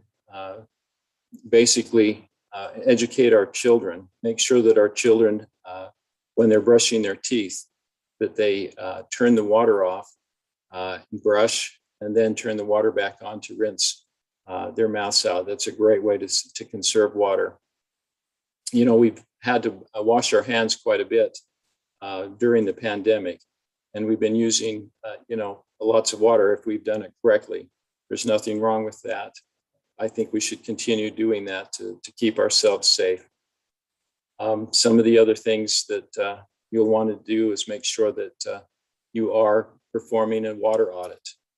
I've given presentations to the hospitals here in the state of Utah several years ago, and it's very surprising that a lot of the hospitals were surprised at how much water they actually need. And in an emergency, they're going to need a lot of water, especially if the power goes out. And same with your home, you're going to be needing a lot of water. One of the problems that we'll have in a disaster, especially if it's an earthquake, is if the water lines are damaged and if the wastewater lines are damaged. Once the water lines come back on in service, we're not going to be able to turn the water back on until the wastewater folks are ready to take the water. And so we're going to need to coordinate with the wastewater folks. So that's something that you may have to plan for. As you saw in Wade's presentation, a special bucket or some sort of waste container or your toilet with a plastic bag in it is a great way to not flush the toilet, but to eliminate waste that can build up. One of the things you don't want to do is you don't want to bury any of your human waste in your backyard. The potential or idea may be there, but again, when you start doing that, you create a health hazard, and you also can contaminate the water aquifer. So make sure that when you're putting together your emergency kits, that you include a way to keep your human waste from going down the toilet or being put into the soil. And finally, please come visit the different education gardens or conservation gardens that are located throughout the state. As you saw in some of my slides, Weber Basin Water has a great garden. Sandy City has a great garden. Central Utah Water Conservancy District have moved, and they're working on a new garden, I'm sure. The Washington County Water Conservancy District has two beautiful gardens. I've had a chance when I've gone to St. George to tour their gardens, and they're just tremendous in how to plant native plants in your yards rather than putting down the bluegrass turf that we so love here in the state of Utah. And of course, my district, the Jordan Valley Water Conservancy District, our conservation garden is located at 8215 South, 1300 West in West Jordan. It's a beautiful garden. You should come take a stroll through the garden and learn about the water-wise plants and learn how to conserve water through limiting your grass by replacing your drive strip or your park strip next to the road. There are lots of grants and ways of getting paying for those improvements on your yard. And so give our conservation garden folks a call. Well, I think I've just about used up my time. Are there any questions that I can answer right now? Jeff, this is Ken. Hey, thank you, first of all, for your presentation. Boy, what a comprehensive presentation. Lots of good ideas, but there are a few questions that I've got, and we may have a time for a couple. First of all, where do you keep your water stored? Good question. Mine is stored in the basement. And one of the things that I studied up on is make sure not to put plastic containers directly on concrete. Concrete has a tendency to leach the plastic and brittleize or harden the plastic, and eventually will cause the plastic to leak. So put a piece of cardboard or a piece of plywood underneath the plastic containers. and that will preserve the life of those containers. So the basement's a good place because it's cool and dry. Okay, next question. How much damage to our water distribution systems can we plan on during anticipated earthquakes? Any thoughts on that? You know, it's very interesting. There is a hazardous study, which was done by the EPA and with the state of Utah that we did a couple of years ago, and we were surprised at the number of 8-inch lines and smaller that would be damaged in a 7.0 earthquake in the Salt Lake Valley. So the greatest impact in an earthquake like that would be the lines running from the supply line to your home. And it would take a large amount of money to replace all that. So the transmission and distribution lines probably will survive. Some of the older type drinking water lines may not. So all of the drinking water agencies here in the Salt Lake Valley have been replacing a lot of the old water lines, making sure that they are seismically stable so that in the event of an earthquake, those water lines can survive. Okay, thank you, Jeff. A couple of questions with regards to water that's over 5 years old. What are the health issues of drinking water stored in the plastic containers or bought even after the 5-year mark? Okay, a lot of times, if you open the container and you can smell it, if it has a funny smell, it's probably started to age. You can re-energize that water by pouring it into another container and shaking it. The oxygen that's put back in that water, oxygen is an oxidant, and so it oxidizes the possible growth or whatever that could be there. You could also put a few drops of bleach into that water, and it still should be fine. If you have any question, though, I would go ahead and pour it out. When in doubt, pour it out is kind of my motto. Very good. And a few comments on YouTube about peat bottles again. PETE. What type of bottles should be used and not used? And specifically, can you clarify about the peat bottle? Right. That number on the peat bottles would be a number 1, and it will be in a triangle that's generally on the bottom. All you got to do is turn the water bottle upside down, and you'll be able to see that. The reason we want you to use those type of bottles is one, other types of plastics will leach into the water. And so these types of plastics, the peat and PET plastics, are designed for water and food. And so that's why that's what you need to look for when you're buying bottled water, for example, or water containers. Now, a water container is different because it is a different plastic. It's a heavier plastic, and that's why it has the number 2 in that dashed triangle. So that's what you need to be looking for when you're buying either bottled water or bottles to store water in, or water containers to store water in. Thanks for that clarification, Jeff. One last question. What is the maximum pore size we should consider for a filter? 0.2 micron or larger? And then there was a comment from Salt Lake County Aries, 0.1 micron will filter most waterborne pathogens. A 0.01 micron filter will filter out viruses. Right. Go ahead.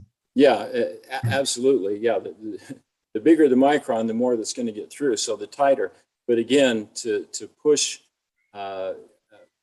water through a filter that's 0.01, it's going to be pretty tough. I mean, you're going to have to pump and pump and pump to get that water through. So yeah, that's why if you have any doubt, you can filter that water, and then if you wanted, put it into a 1-gallon container and put in the 8 to 12 drops of, or 8 to 16 drops of water, or not water, excuse me, bleach into that, and shake it around, and that gallon of water will be just fine. Okay, one last question here. Where do you store if you don't have a basement? In Sacramento, California, we're in its way on it to where I'm at. It's way too hot to leave it in a garage. So what other choice would you suggest? In a front closet, in a closet in the front room, front part of the house, or maybe a back closet, just somewhere where it's out of the sunlight. Yeah, definitely not in the garage. The garage can sometimes get pretty warm. And so a closet in a 5-gallon container in a garage is not going to work, but in a closet would be perfect. Well said. That's all the questions, Jeff. Thanks again. We sure appreciate your participation with us.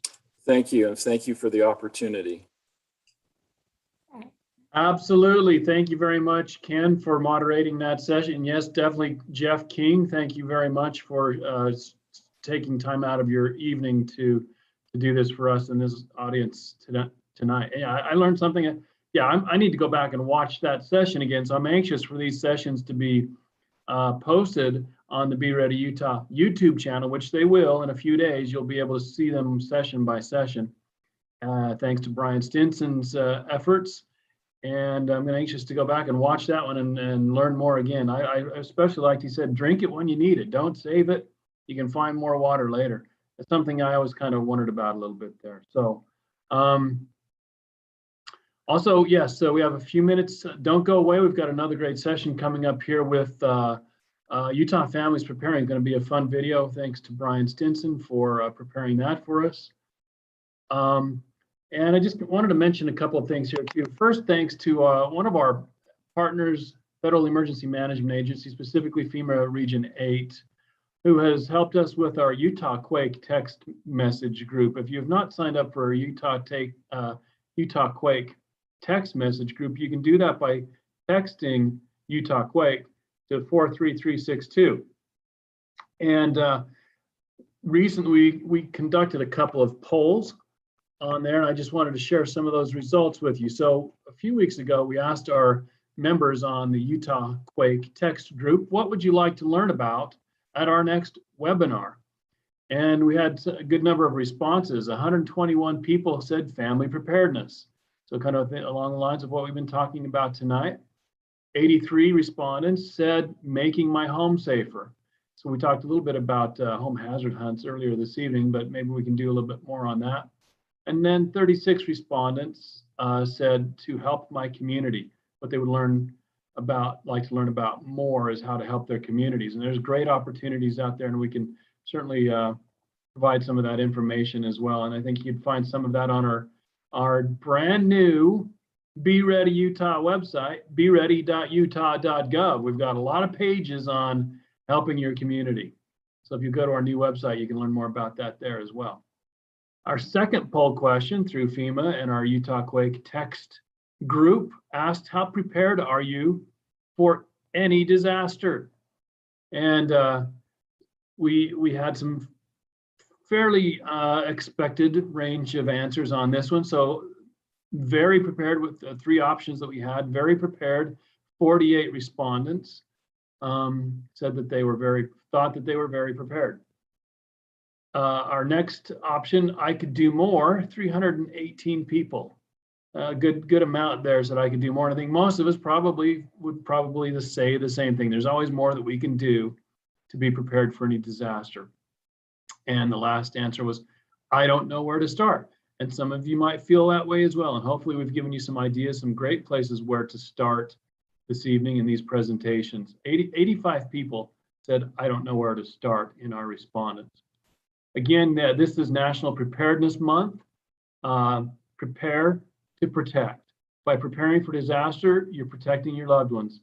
And the first week's goal was to make a plan. The second week's goal was to build a kit. The third week's goal, the week we're in right now, is low cost, no cost preparedness. We've talked about all of those options pretty much so far tonight. And the last week's goal, the upcoming week, is to talk to our youth about preparedness. And that was mentioned this evening as well. We are there we go, it's 8 o'clock. So I'm going to turn the time over to Teresa Hunsaker from our Be Ready Utah webinar and our Be Ready Utah Expo planning team to kick us off on this next great session. I'm looking forward to it very much. Teresa. Thank you. Thanks. It's nice to be with you tonight and nice to have so many joining us. I'm excited about this particular topic because as the poll mentioned, or Wade mentioned in the poll in the survey, we had a number of respondents that were so interested in family preparedness. So tonight we have interviewed 4 different families and gone to their homes, bless them for letting us into their homes to record them. We wanted to have some takeaways from some of the things that they do to involve their family, to get prepared, to take some of those, protective actions in their own family life and prepare their families a little bit better. So tonight we hope that you will listen with kind of 3 things in mind.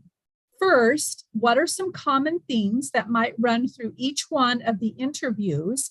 Second, maybe use those as a checklist. Some of the things that these 4 families will mention might pique some interest for you. So consider how maybe you could involve your family a little bit more in these protective actions that we've talked about tonight. And then the third thing that we are hoping will be a takeaway is some goal setting for you and your family. As Wade just mentioned, we know that there are many people, and even for me, it seems like such a big elephant to eat at one time, this big preparedness umbrella. And so we hope that you will set goals that will be specific for your family based on some of the things where you're feeling a little weak, and that it'll just be a little bit at a time. The more that you can do, obviously, the better. The families that we have for you tonight are Jeff and Kim Stinson. Then second will be Randy and Janine Park. Third will be Patrick and Maria Tejamulia. And then fourth will be Seth and Michelle Call. And these are families who are doing the very best that they can to engage their family, to be more prepared, and to take into account the importance of one step at a time in preparedness. So thanks to Brian Stinson, we'll turn the time over to him to run those videos, and then we will have some discussion. A few of these families are with us tonight, and we hope that you'll ask some questions of them as you think about these conversations tonight. So Brian.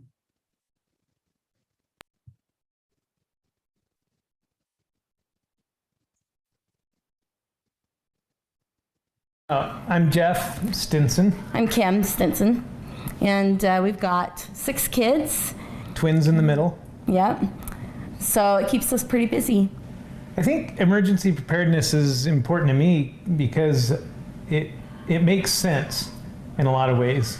And it definitely provides peace of mind when you know what the plan is, that you have the supplies you need, so that when a disaster comes, you don't just fall apart. You're ready to spring into action and do what needs to be done. Well, I think sometimes there's a little bit of a stigma for people who are always looking to prepare for that next big disaster. But it doesn't have to be that way. It's just normal common sense. And it wasn't like, so glad we have those supplies because there's this big disaster that we're worried about. Run for the underground bunker. It wasn't like that. It was just like, oh, glad that we thought to have some of those things because I don't have to really worry. Glad we have an extra pack of toilet paper. Glad we, have some extra salt. Just things, so that you don't just wait till you're down to your very last of something before you go pick up some more.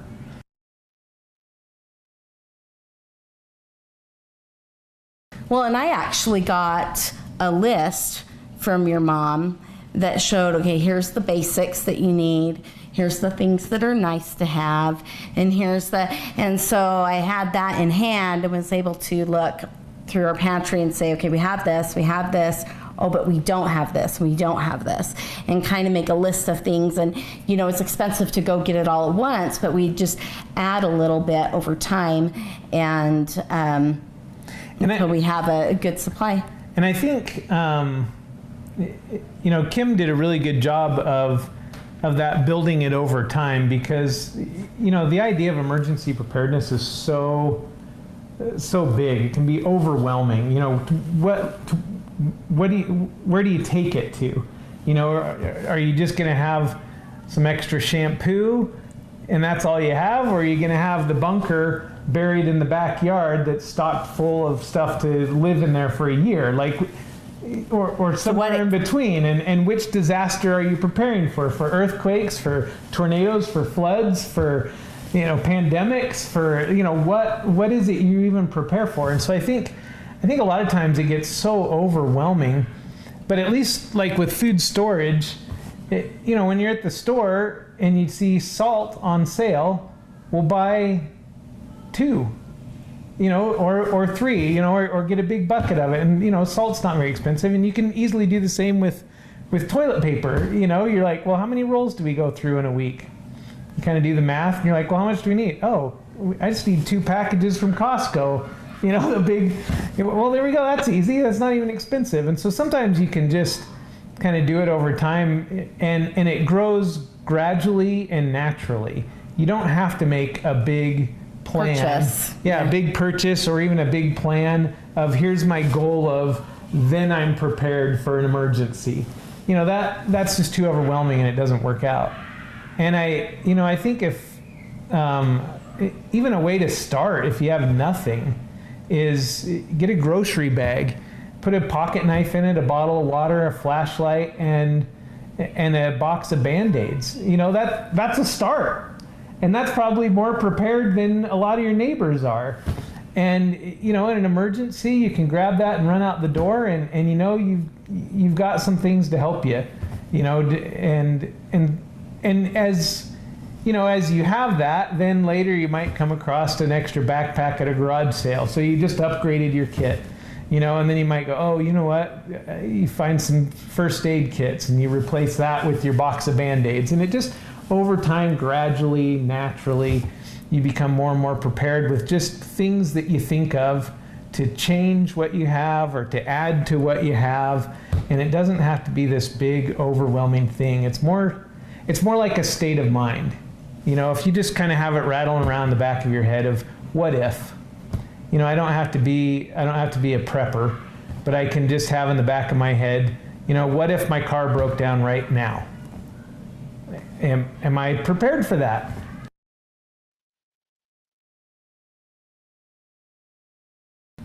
I remember one of the first things we did when we were married was do our 72-hour kits. And we each had our backpack, and we had our list of supplies that needed to be in that. And we'd gotten those backpacks, we received those backpacks from your mom, and they had supplies in them. But then as we went through each of those, we thought of things that we needed individually. And I think you'd mentioned before, like an extra pair of glasses, and I put some extra contacts in.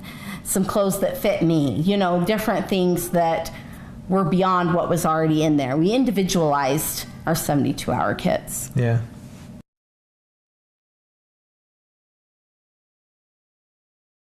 I think one thing that's really changed with our disaster kits, our 72-hour kits, is Since having kids, is that it's fun to pull them out, and all the kids know that they have this special backpack that's for an emergency. And so every once in a while we'll pull them out just to even remind ourselves what's in them. They can sit there for 6-8 months, and you pull them out and you're like, oh, that was a good idea. I forgot that was even in there. But it's fun for the kids to see it and then be like, oh, that's my coloring book and that's my box of crayons. And the older ones are like, oh, I got a pocket knife in there, and so it's fun for them to just be aware of it.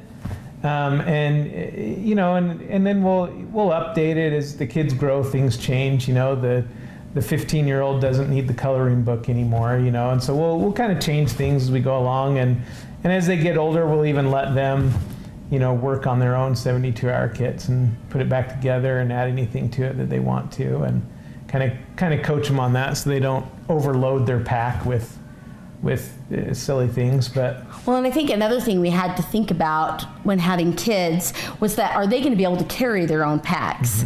And so we started going, okay, we've got this backpack for each kid, but is it going to be realistic for the 4-year-old to be able to carry all of these things? And what about, because we have our 72-hour kits, but then we also have a family kit that has things that the family would share amongst us, like a little stove and things like that.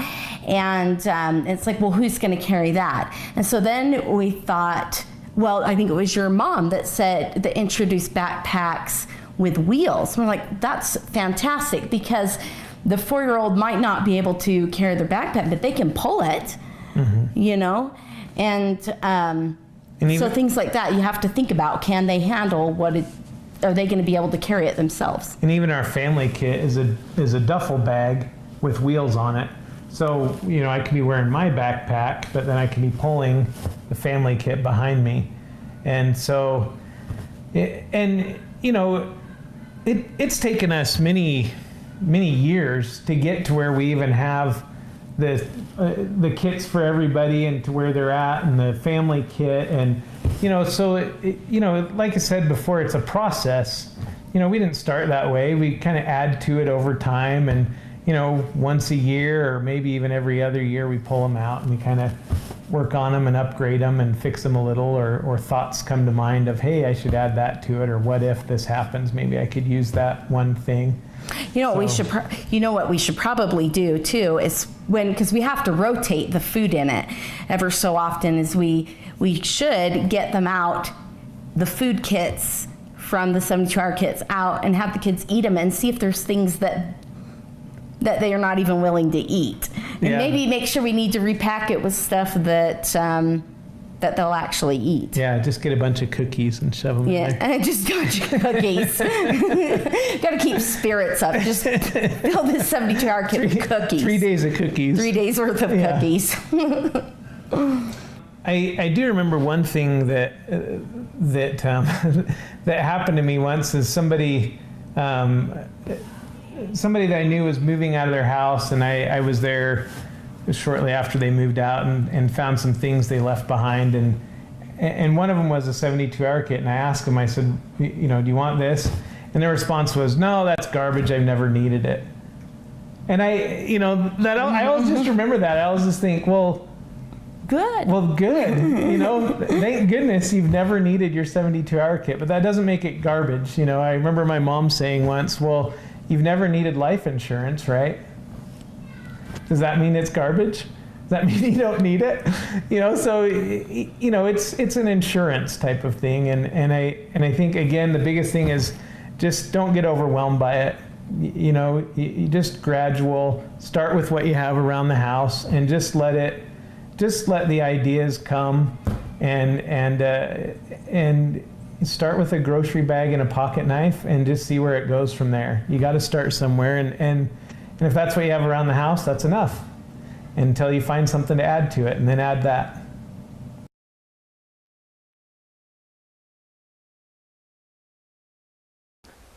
So I'm Randy Park. Janine and I have been together for 37 years. We have 3 children. Each of them are out of the home now. They've all been through college. Empty nesters, yep, for quite a while.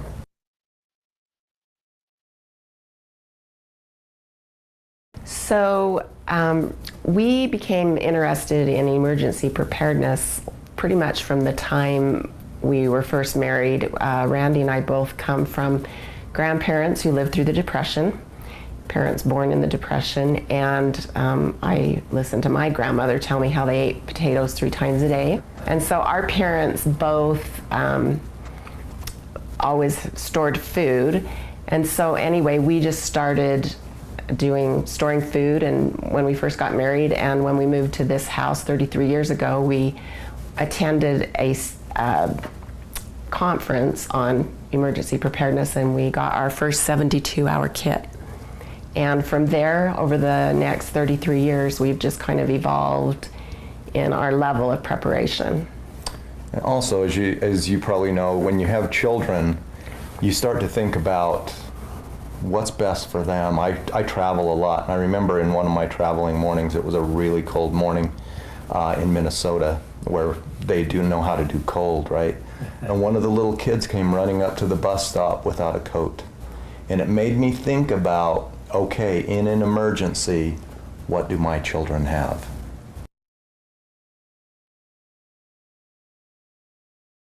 I just remember my grandmother, my dad's mother, just talking about eating potatoes 3 times a day. And it's more of what I watched my grandparents do. They always had a garden. They always had food in the basement, food storage, and they saved everything. It was use it up, wear it out, make it do or do without. It was just a different type of lifestyle, and that's what I watched growing up. So Randy had the same thing. Yeah, my dad always had at least 2 years of storage in, somewhere in the house. And of course, I was raised on a small farm, so we always had a beef, and we had pigs, and we had chickens, and we milked cows. So we always had kind of a built-in food storage. And then when we moved here, we obviously had to figure out how to be prepared without a small farm. We are not the best either. We have a very small yard, and like we said, we've been married a long time, and we've just added over the years. We have a small garden, but we have tried to follow, what we watched. But our grandparents had storage, and our parents both, so it's more what we watched growing up. Well, the other thing is my father lost his job and was out of work for over 2 years, and we used our food storage. And the one thing that I realized as a child is that we weren't used to the wheat, we weren't used to the rice, so one of the things that Janine and I do is we actually do implement our food storage into our regular diet. Yeah. We have a hand grinder, which we hope to not have to use, but I have an electric grinder.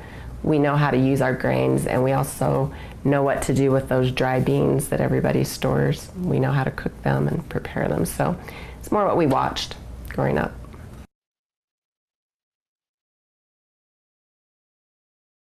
As parents and grandparents, we have done a few things to help our married children with their families be prepared for Christmases. We have given food storage.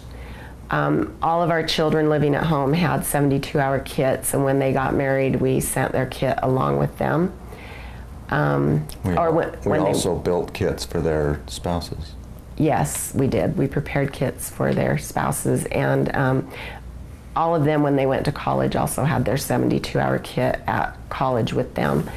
So, but at some point, they have to take it and lead themselves. And so hopefully through, watching us and growing up with that they can do that too. And the other thing is, it is expensive to do a lot. So it just do one thing at a time. Don't let it overwhelm you. Like I said, we've been married 37 years. We have always done something. We just added a little bit every year. And so we hope that our children will grab onto that as well. And like I said, start with the 3-month supply. Right, and treat it like the groceries. Every time you go grocery shopping, grab something extra. And then, there's a case slot sale. Janine is quick to let everybody know, communicate, there's a case lot sale at this certain grocer, and often we will hear back from them that, yes, I picked up an extra case or 2 cases, or, what should I get, and then, of course, then we can chime in because we know they're interested.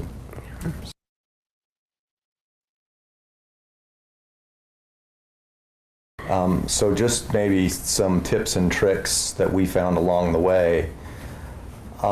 You can always go and get these little food items that are going to expire in 90 days or 180 days. maybe look a little harder for food items that are going to last. I was surprised to find various university studies on food items that literally last 27 to 30 years, so that you're not having to replace every single 90 to 180 days, that makes the task so overwhelming. Whereas if you get, an oatmeal packet, that's going to last for 27 years. And it's proven, you might lose a percentage or two of, the nutrition value. Thank you.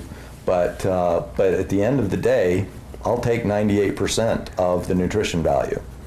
I can't tell you how much I started hating rotating my 72-hour kits when I had 5 people living here. So we started doing the Coast Guard emergency bars in our 72-hour kits because I didn't want to have to redo my food every 6 months or even once a year. It's overwhelming. So don't get overwhelmed. Learn that little tidbit from us. You can buy the Mylar water pouches that I believe for the Coast Guard that I believe last 5 years. And so those would be a tip for at least the 72-hour kit. And look for things that store long term. There are things when you're starting your food storage that will last 30 years and beyond even.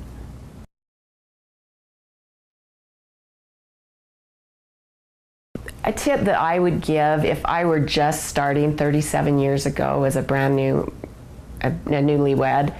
and was thinking about, okay, we're married, we know that emergency preparedness is important, where can I start? Probably it would be with a 72-hour kit. Maybe ask that for Christmas from your parents.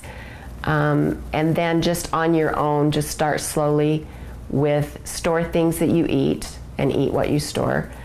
And that would be, like if there's a case lot sale, and this is a great time of year for case lot sales. So if you're just thinking about getting going, go buy 10 cans of chili. Chili is a great thing to store, great protein source. It will store well in a cool, dark, dry place. Just, if you're just starting, just go ahead and, start slow. You don't have to get overwhelmed. It can be expensive. So if it takes you 20 years, it's taken us 37 to get where we're at. And fortunately, we've never had a major disaster where we only depended on what we totally did have in our home. We've been fortunate that way. But you can build toward that. But use your resources. Use your Be Ready Utah. They have lists of what to put in your 72-hour kits. You can go online and look up bug out kits.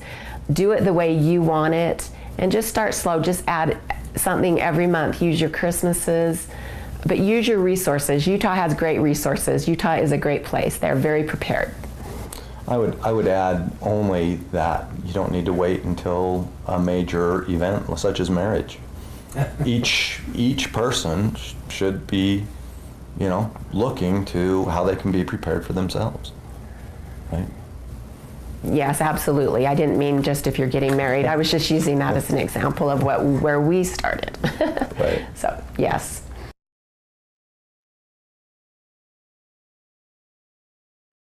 I would like to just, as a final thought, say that I am grateful that to be able to work toward being prepared for something, because the thing that I do know as people, that even if you don't have everything, your neighbor or someone, your family member, somebody will. And I know that in a major emergency, we will all come together and help each other.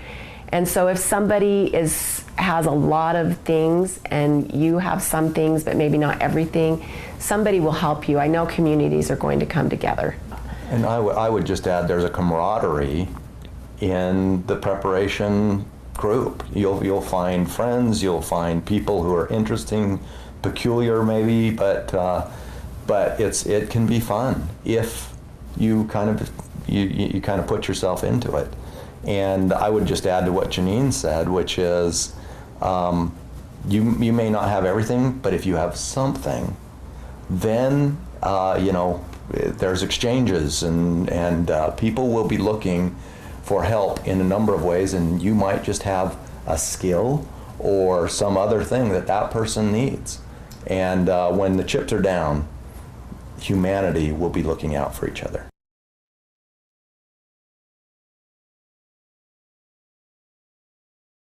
I'm Patrick Tejamulia. This is Maria Tejamulia, my wife, and we have 5 children now. We just had Ethan just about 3 weeks ago, and he's a beautiful little boy that's joined his older brother, Samuel, Marianne, his sister, Grace, and our famous or infamous Isaac. And so for us, the beautiful thing about this world is that we're able to be a part of it as a family. And it's important for us to maintain this family and to be secure and safe amongst everything that's happening around this world and everything that's happening here where we live. And so for us, that's why emergency preparedness and being able to make sure that, we can keep all of our families secure and safe and happy is a big part of our lives.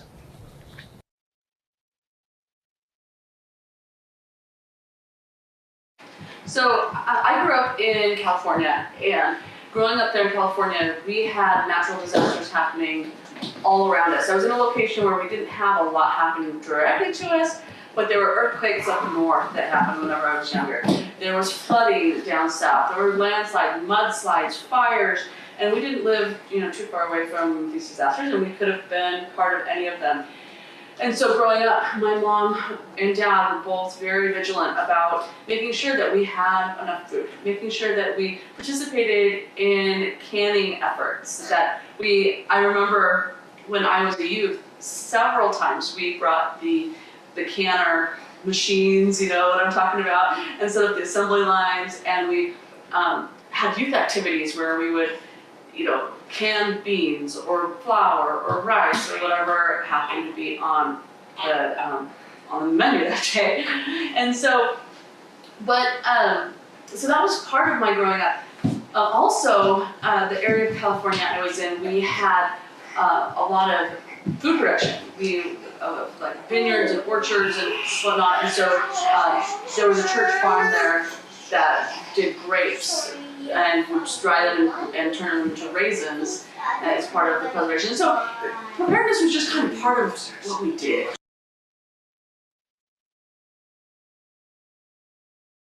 Communication is important. So we have a kid's phone that we've made available. The kids know where it is. We can always keep it charged. They know how to get into it. It's protected. They know the phone numbers, who to call in case there's an emergency.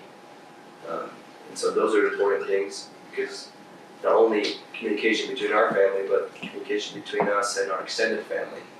And so that's what, Maria's done a great job of being able to look into ways we could do that. Right? So how are some of the ways we do that? Yeah, so I think that you bring up a really good point, because today, these days, we all have our cell phones, right? And no longer do we have that natural landline where, just go and, kids, go grab the phone and dial 911. That's what my parents said when I was a kid, go get the go get the phone.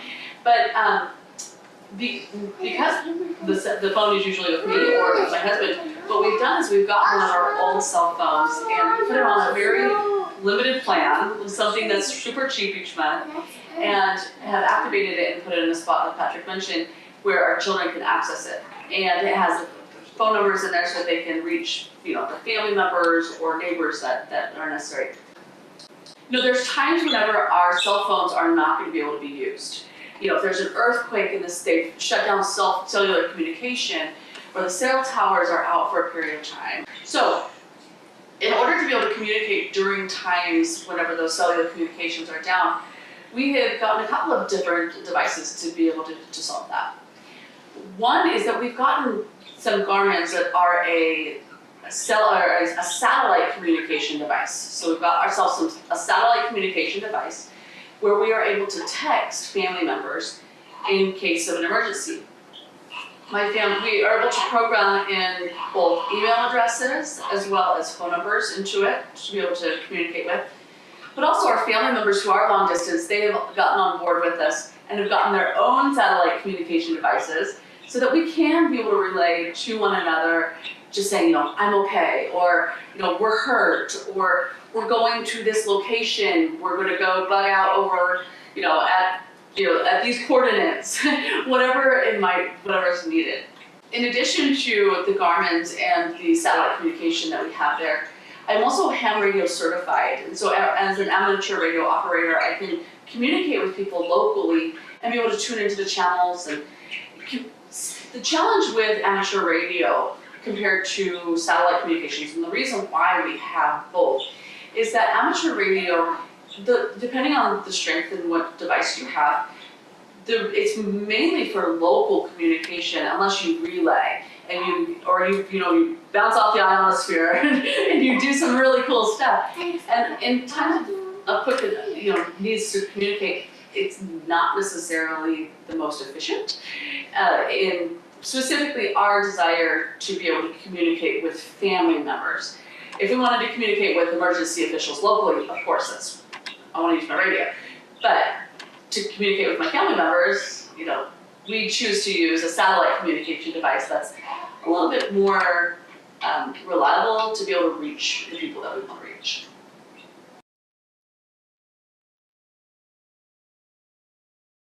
So some advice that I would give for preparing families, specifically children, for emergency preparedness and preparing our home is just take it step by step. Sometimes it feels really, really overwhelming, and for myself, it is overwhelming. It does feel overwhelming at times. Are we perfectly prepared in every single way? Do I have every T crossed? I got it. Absolutely not. I don't. And that has taken a bit of a mindset shift for me to be able to lower my expectations of myself and in our home, and realizing that emergency preparedness is a journey. It's not a destination.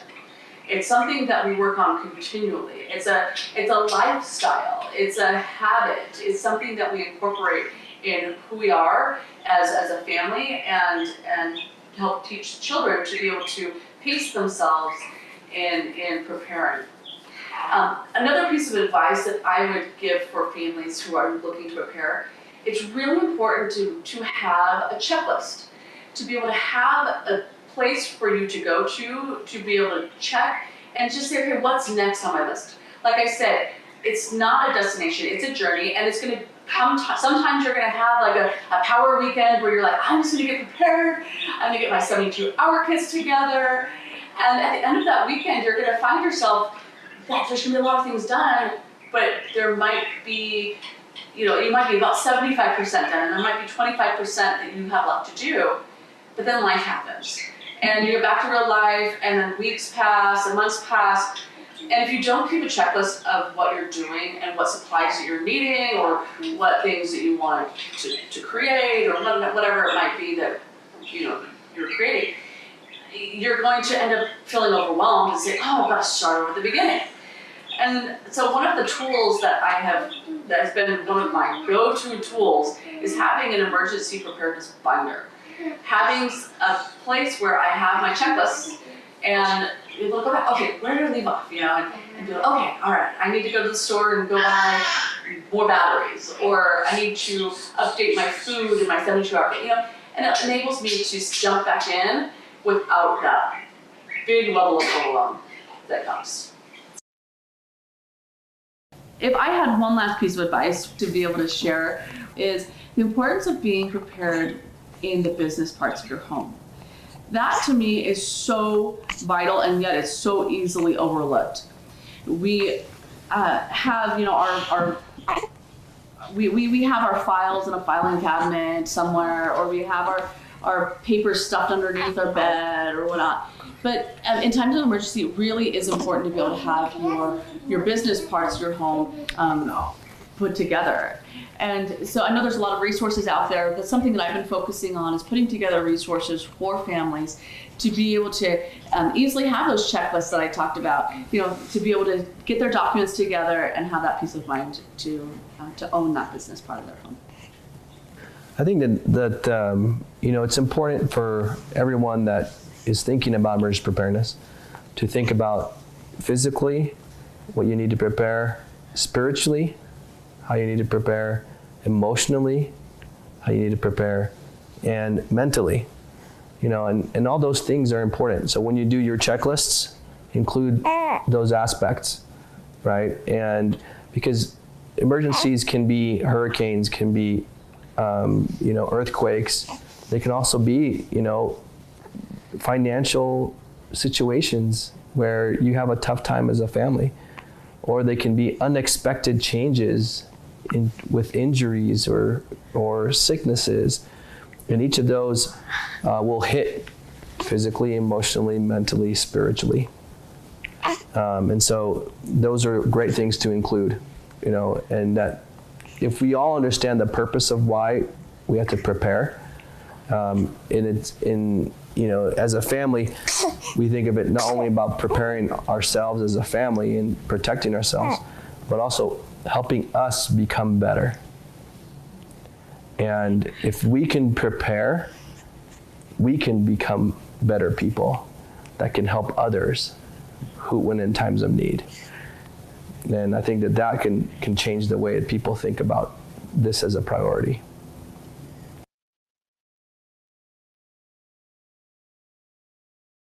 We got married a little bit later in life. I bought this house before we got married. I was single and planning on having roommates, and then he was one of the nice people that came and helped me paint the house. So when we got married, it was really interesting to find out that we both had an interest in emergency preparedness. He brought some food storage and I had food storage.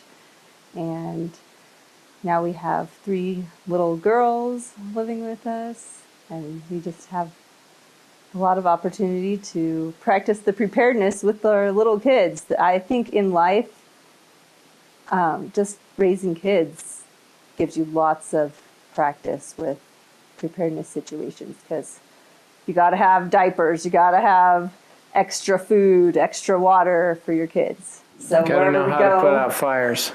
Wherever we go, we're always trying to be prepared for our kids.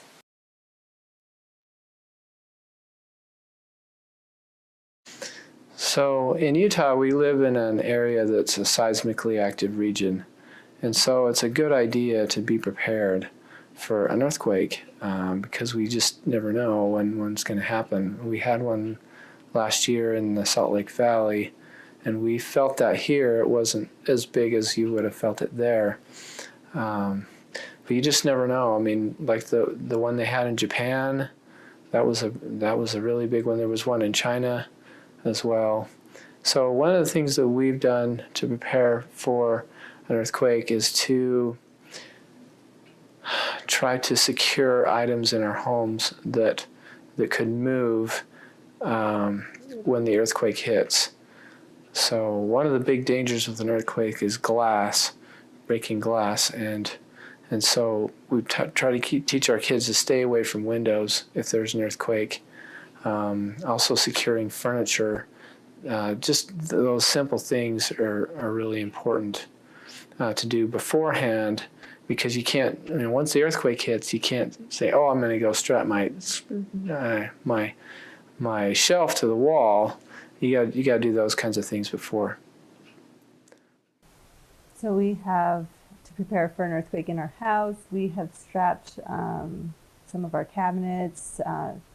We've used various techniques for putting shelves to the wall and finding ways to secure them so they won't tip over. A lot of the things that you could use for an earthquake, you also can use for childproofing, so your furniture won't tip over on your child. So it kind of goes hand in hand, safety for children, safety for earthquakes.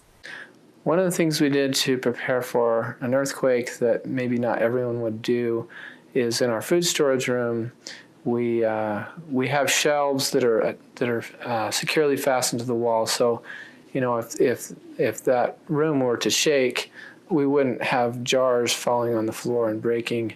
And so I think that's a really important. It's a good idea. It's given us a little more peace of mind. Something simple.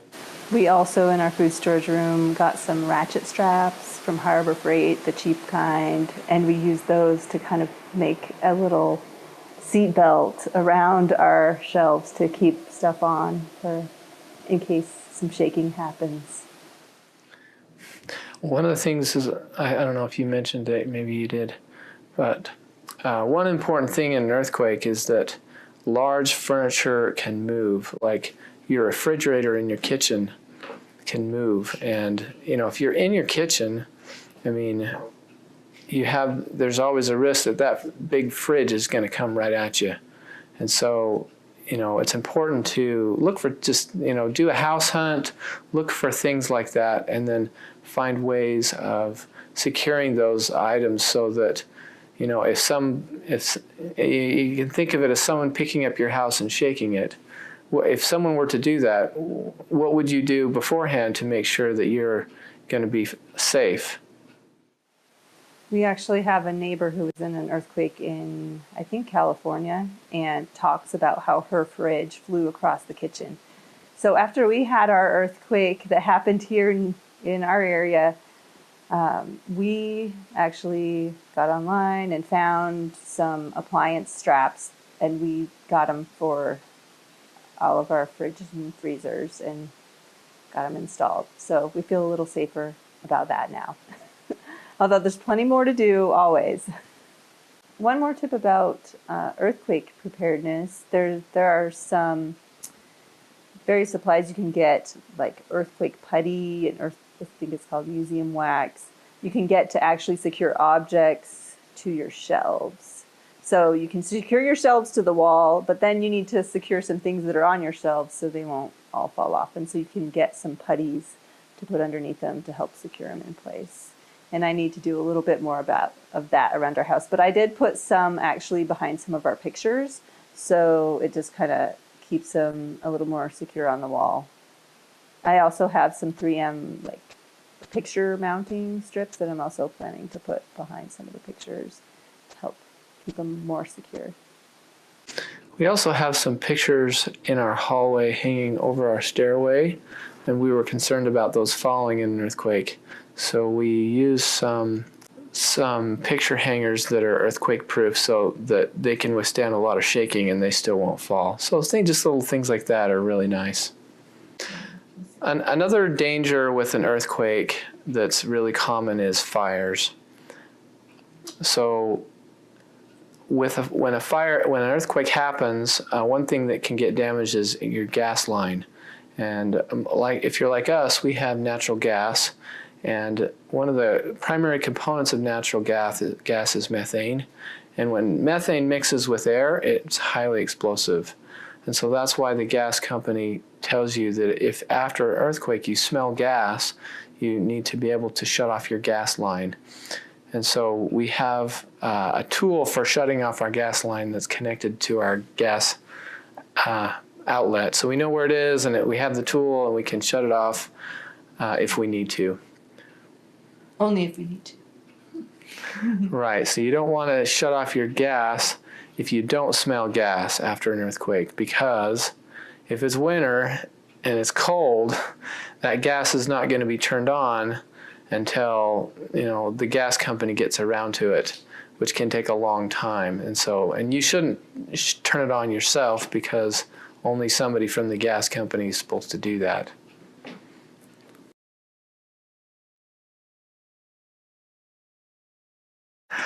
So I first got involved with amateur radio through my brother got his license, and then later on I was at a preparedness fair and someone was selling amateur radios, and I went and talked to them, and they convinced me to get a radio, but then I had to take the test. So I studied and learned all the things that are involved with amateur radio and passed that, and there's also a Utah Valley Amateur Radio Club that I participate in. So there's a lot of great people that, you know, can help get you up to speed, and And some of those are involved with emergency preparedness. Others are involved with like bike races and things like that, events. So radio is great for that because it's kind of like it's a conference call, except, you know, everybody can hear everybody, and so that works well for an event.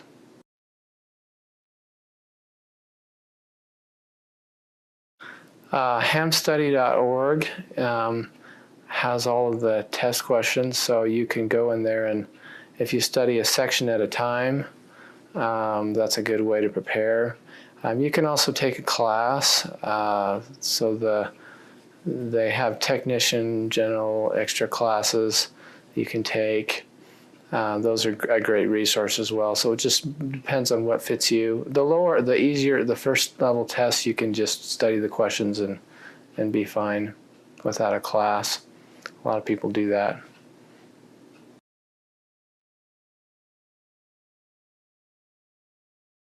The thing I would want people to know about preparedness is it's an ongoing process, and don't feel stressed about it. Don't feel overwhelmed about being prepared. It's just one step at a time, do a little better. We make mistakes all the time in life and wish we had been better prepared. Well, learn from your mistake and just be a little better prepared the next time. That's what we do. One of the things that's important to keep in mind as well is that no one's ever completely prepared for an emergency. But we can do little things each day to improve our preparedness.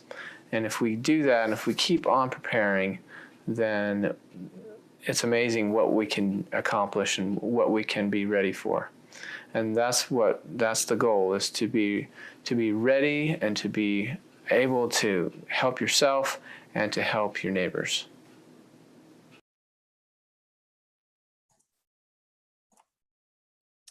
Well, thank you to our families. Huge shout out of thanks to each one of those 4 families.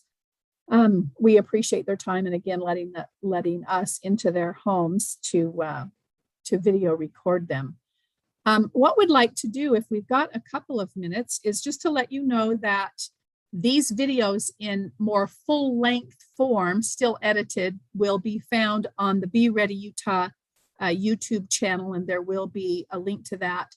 And that will be available starting on Monday, so that you can get a little more information from each one of these families that we interviewed. We hope that we've given you some ideas for your individual situation and circumstance. We realize that we didn't interview singles, we didn't interview elderly. There are maybe families with special needs, that kind of thing. Maybe we can do that next time, and we hope that we'll have you with us to do that. But the bottom line is, the more that we can do a little bit at a time helps us to be more resilient and also to be more responsive to others. I hope that was a takeaway message for you. Are there any questions that we can answer for you? And Wade, at this point, I know our time is getting quite short. If you want to field some of those, or if there are any that I have not seen, please feel free to interject thoughts and comments at this point. Okay, Teresa, thank you. I'm looking in the chat window right now. We've got a great team of experts, and we want to thank them for monitoring the chat window in our YouTube feed, live feed tonight, who have been fielding your questions. I guess I could bring my camera up with you too, Teresa, there. So yeah, we want to thank all those people that have been working behind the scenes to field those questions for us. But James, I don't know if you want to just open your mic. Are there any questions that we have not answered yet this evening? Yeah, no questions at this time. All right, thank you. A little bit of echo there. But Teresa, thank you so much for putting that together. I think that's an excellent example that those 4 families have shown. And yeah, I think you're right. We can reach out to some different demographics,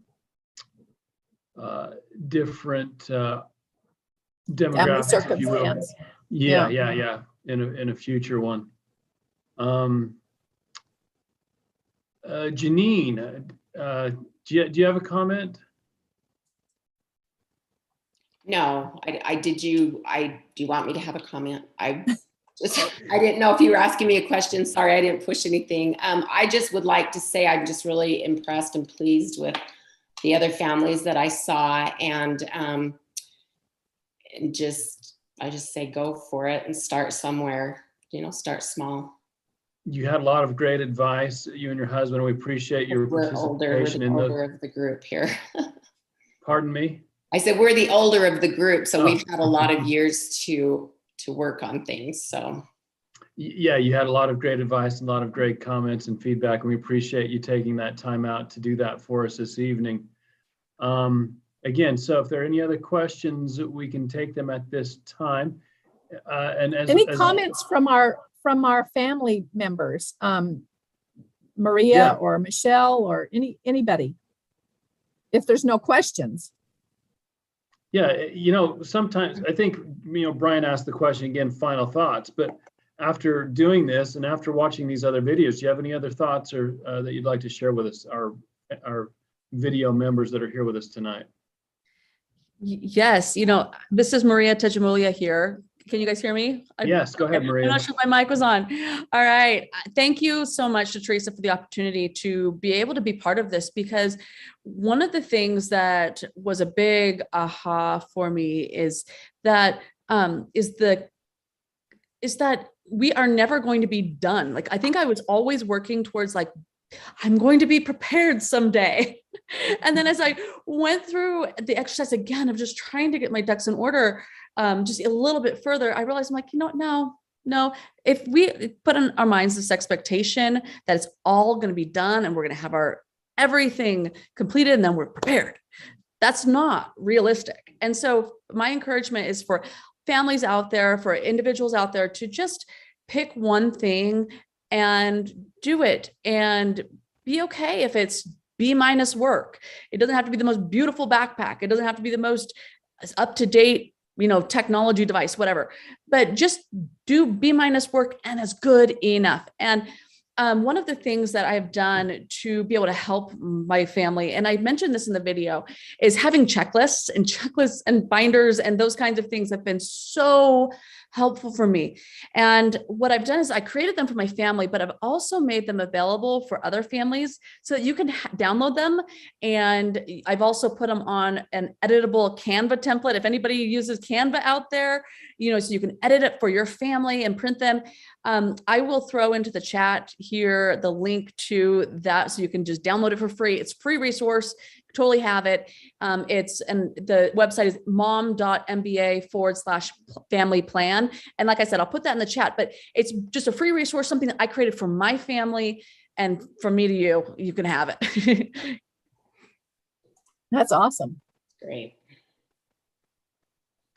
Yeah, thank you, Maria. I'm going to keep my camera closed so we can just have the four of you on the screen for right now. But Teresa, there is a question there for Michelle. Is it difficult to do the furniture stuff that bolts to the wall, Michelle? So to bolt the furniture to the wall, there's a variety of different ways of doing it, and they're pretty straightforward. You can just get the brackets that are the L-shaped brackets that you attach to the wall and the furniture. We actually haven't used any of those, but we've used some appliance straps that are kind of some tape that you just find a stud in your wall and then you just have to screw it in. My husband did all the work, so it was easy for me. Anything you want to say about the straps? It just takes a little time. You just got to do a hazard hunt and see, what furniture needs to be secured. And then the next step is to figure out how you're going to do that. The hardware stores have a lot of things. So it just takes time. We got to work on it a little bit at a time. I just also wanted to say I appreciate listening to all the other families and all the ideas. I just love to hear ideas on what people are doing, and I hope that it continues. Sorry, we have some chaos here. Thank you. All right, Wade, if there's, I don't know whether or not Jeff or Kim had any final thoughts or comments to add to, that'd be great. Otherwise, Wade, I'll turn it back over to you.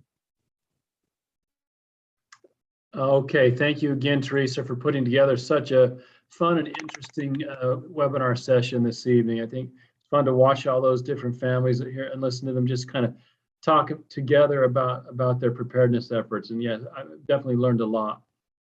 So we do have a survey that we'd like you to complete. All of our viewers here, you should see the link in the chat window right now.